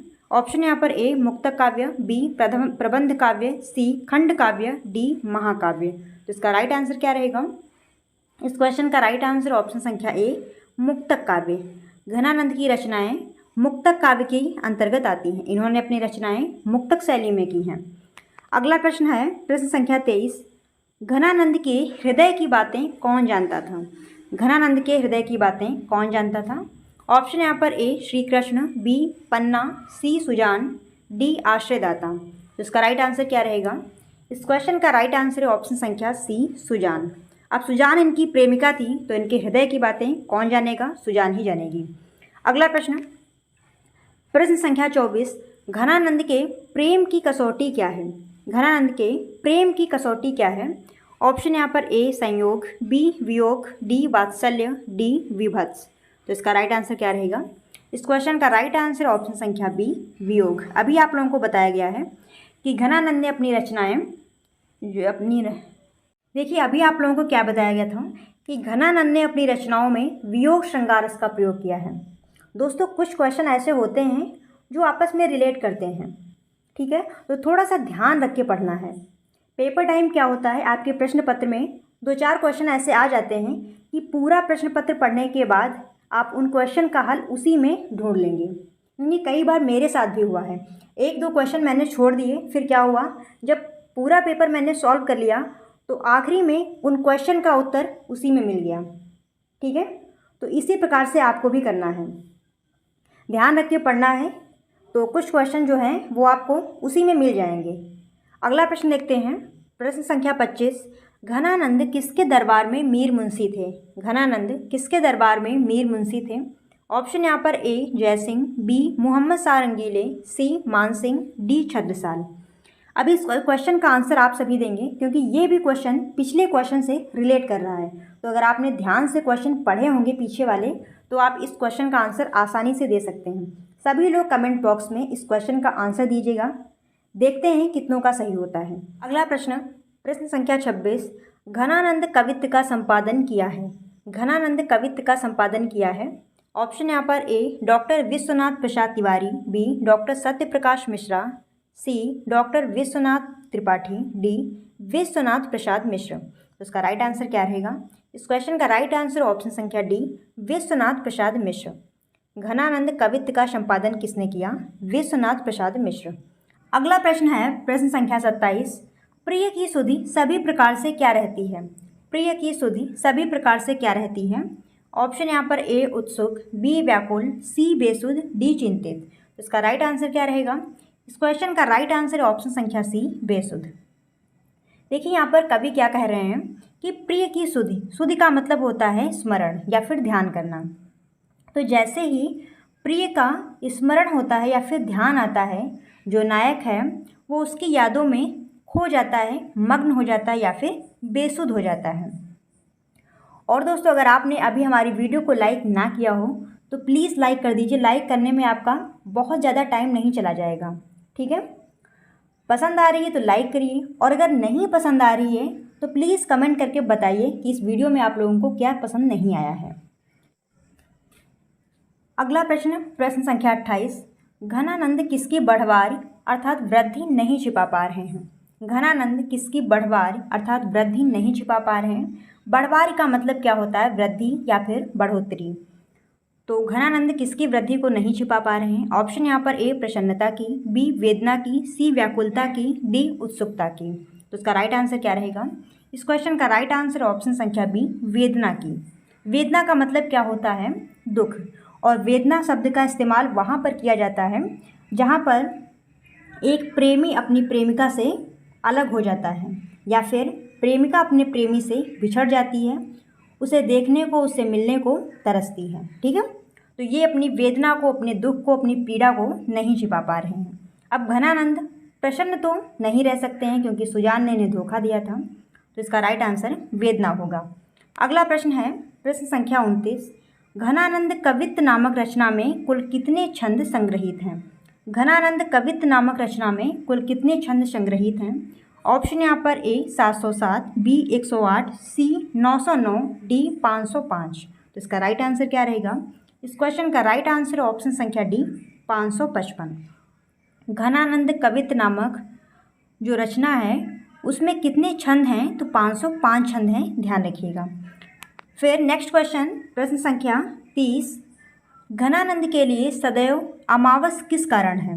घनानंद के लिए सदैव अमावस किस कारण है? ऑप्शन यहाँ पर ए धन के अभाव में, बी प्रिय के अभाव में, सी पत्नी के अभाव में, डी आश्रयदाता के अभाव में। तो इस क्वेश्चन का राइट आंसर क्या रहेगा? अब तक के क्वेश्चन में आप लोग समझ तो गए होंगे कि इस क्वेश्चन का राइट आंसर क्या हो सकता है। तो इसका राइट आंसर ऑप्शन संख्या बी प्रिय के अभाव में, ठीक है। अगला प्रश्न प्रश्न संख्या 31। मोहि तुम एक तुम्हें मौसम अनेक आहीं, कहा कछु चंदही चकोरन की कमी है। पंक्ति में चकोर को किसकी कमी खटकती है? ये जो पंक्तियाँ दी हुई हैं पढ़ लीजिए इन्हें आप एक बार, ठीक है। और पूछा गया है कि ये पंक्तियों में चकोर को किसकी कमी खटकती है? ऑप्शन यहाँ पर ए सुजान की, बी चंद्रमा की, सी सूर्य की, डी तारों की। तो इसका राइट आंसर क्या रहेगा? इस क्वेश्चन का राइट आंसर ऑप्शन संख्या बी चंद्रमा की। कहा नहीं जाता है कि चंदा और चकोर, तो चकोर की किसकी कमी खटक रही है? चंद्रमा की। चकोर एक पक्षी होता है। अगला प्रश्न प्रश्न संख्या 32। सुजान ने पहले क्या किया? सुजान ने पहले क्या किया? ऑप्शन यहाँ पर ए नाराजगी जाहिर की, बी स्नेह युक्त प्यार भरी बातें की, सी क्रोध से युक्त बातें की, डी मौन धारण कर लिया। तो इसका राइट आंसर क्या रहेगा? इस क्वेश्चन का राइट आंसर ऑप्शन संख्या बी स्नेह युक्त प्यार भरी बातें की। सुजान ने पहले घनानंद से स्नेह भरी प्यार से बातें की, फिर घनानंद का साथ छोड़ दिया। अगला प्रश्न प्रश्न संख्या 33। घनानंद का प्रिय छंद है। घनानंद का प्रिय छंद है। ऑप्शन यहाँ पर ए कवित्त, बी चौपाई, सी दोहा, डी छप्पै। तो इसका राइट आंसर क्या रहेगा? इस क्वेश्चन का राइट आंसर ऑप्शन संख्या ए कवित्त। दोस्तों अगर आप घनानंद के बारे में डिटेल में पढ़ना चाहते हैं, जानना चाहते हैं कि सुजान और घनानंद के बीच में ऐसा क्या हुआ था कि बादशाह ने इन्हें अपने दरबार से निकाल दिया था, तो घनानंद से संबंधित एक डिटेल वीडियो चैनल पर अपलोड है, आप चाहें तो देख सकते हैं। बाकी मैं उस वीडियो की लिंक इस वीडियो के डिस्क्रिप्शन बॉक्स में और कमेंट बॉक्स में दोनों में पिन कर दूंगी, तो चाहे तो आप यहाँ से भी देख सकते हैं। ठीक है, अगला प्रश्न देखते हैं। प्रश्न संख्या 31। घनानंद के अनुसार भस्मी व्यथा किसे कहते हैं? घनानंद के अनुसार भस्मी व्यथा किसे कहते हैं? ऑप्शन यहाँ पर ए आँखों को, बी जीभ को, यहाँ पर जेब लिखा हुआ है, जेब नहीं है जीभ, सी कानों को, डी नाक को। इसका राइट आंसर क्या रहेगा? इस क्वेश्चन का राइट आंसर ऑप्शन संख्या ए आँखों को। घनानंद के अनुसार भस्मी व्यथा किसे कहा गया है? तो आँखों को। ध्यान रखिएगा। अगला प्रश्न, प्रश्न संख्या 35। घनानंद के प्रेम में किसके समान एक निष्ठता का दर्शन होता है? घनानंद के प्रेम में किसके समान एक निष्ठता का दर्शन होता है? ऑप्शन यहाँ पर ए पपीहा के समान, बी चातक के समान, सी कोयल के समान, डी तोते के समान। तो इसका राइट आंसर क्या रहेगा? इस क्वेश्चन का राइट आंसर ऑप्शन संख्या बी चातक के समान। अगला प्रश्न, प्रश्न संख्या 36। रीतिकाल के किस कवि को प्रेम का पीर का कवि कहा जाता है? रीतिकाल के किस कवि को प्रेम के पीर का कवि कहा जाता है, या फिर प्रेम का पपीहा भी कहा जाता है? ऑप्शन यहाँ पर ए बिहारी, बी घनानंद, सी केशव, डी भूषण। इसका राइट आंसर क्या रहेगा? इस क्वेश्चन का राइट आंसर ऑप्शन संख्या बी घनानंद। घनानंद को प्रेम का पीर या प्रेम का पपीहा कहा जाता है।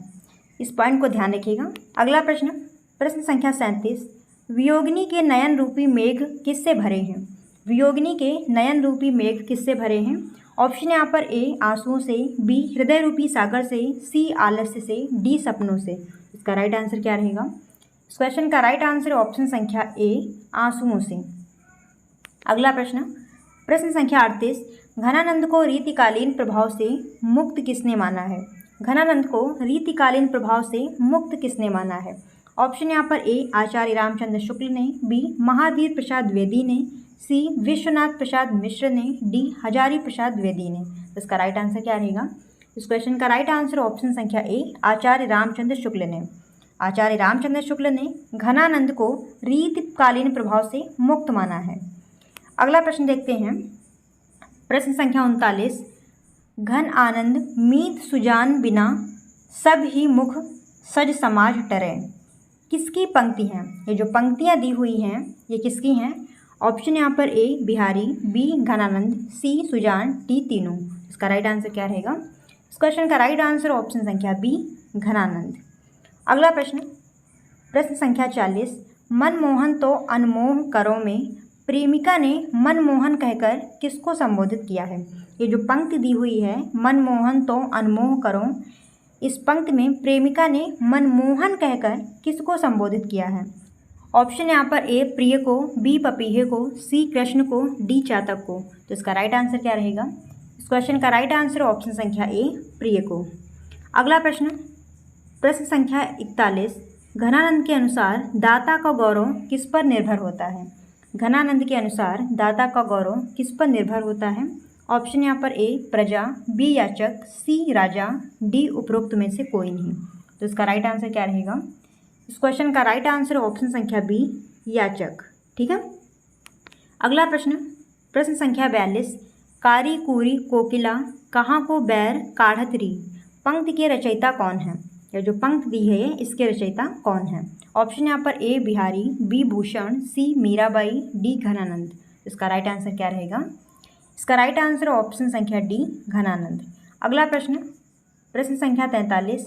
हे मेरे मन के मीत अब तुम मेरे साथ अनीति मत करो, यह पंक्तियाँ घनानंद ने किसके लिए कही हैं? ये जो पंक्ति दी हुई है ये घनानंद ने किसके लिए कही हैं? ऑप्शन यहाँ पर ए मीरा, बी सुजान, सी राधा, डी चंपा। इसका राइट आंसर क्या है? ऑप्शन संख्या बी सुजान। अगला प्रश्न, प्रश्न संख्या 44। किसने लिखा है कि घनानंद का महाराज नागरीदास से निकट संबंध था? किसने कहा है कि घनानंद का महाराज नागरीदास से निकट संबंध था? ऑप्शन यहाँ पर ए रायकृष्ण दास, बी भारतेंदु, सी बालकृष्ण भट्ट, डी रामचंद्र शुक्ल। तो इसका राइट आंसर क्या रहेगा? इस क्वेश्चन का राइट आंसर ऑप्शन संख्या ए रायकृष्ण दास। अगला प्रश्न, प्रश्न संख्या 45। ओछे बड़े सो समान धन घन, ओछे बड़े सो समान घन का अर्थ है?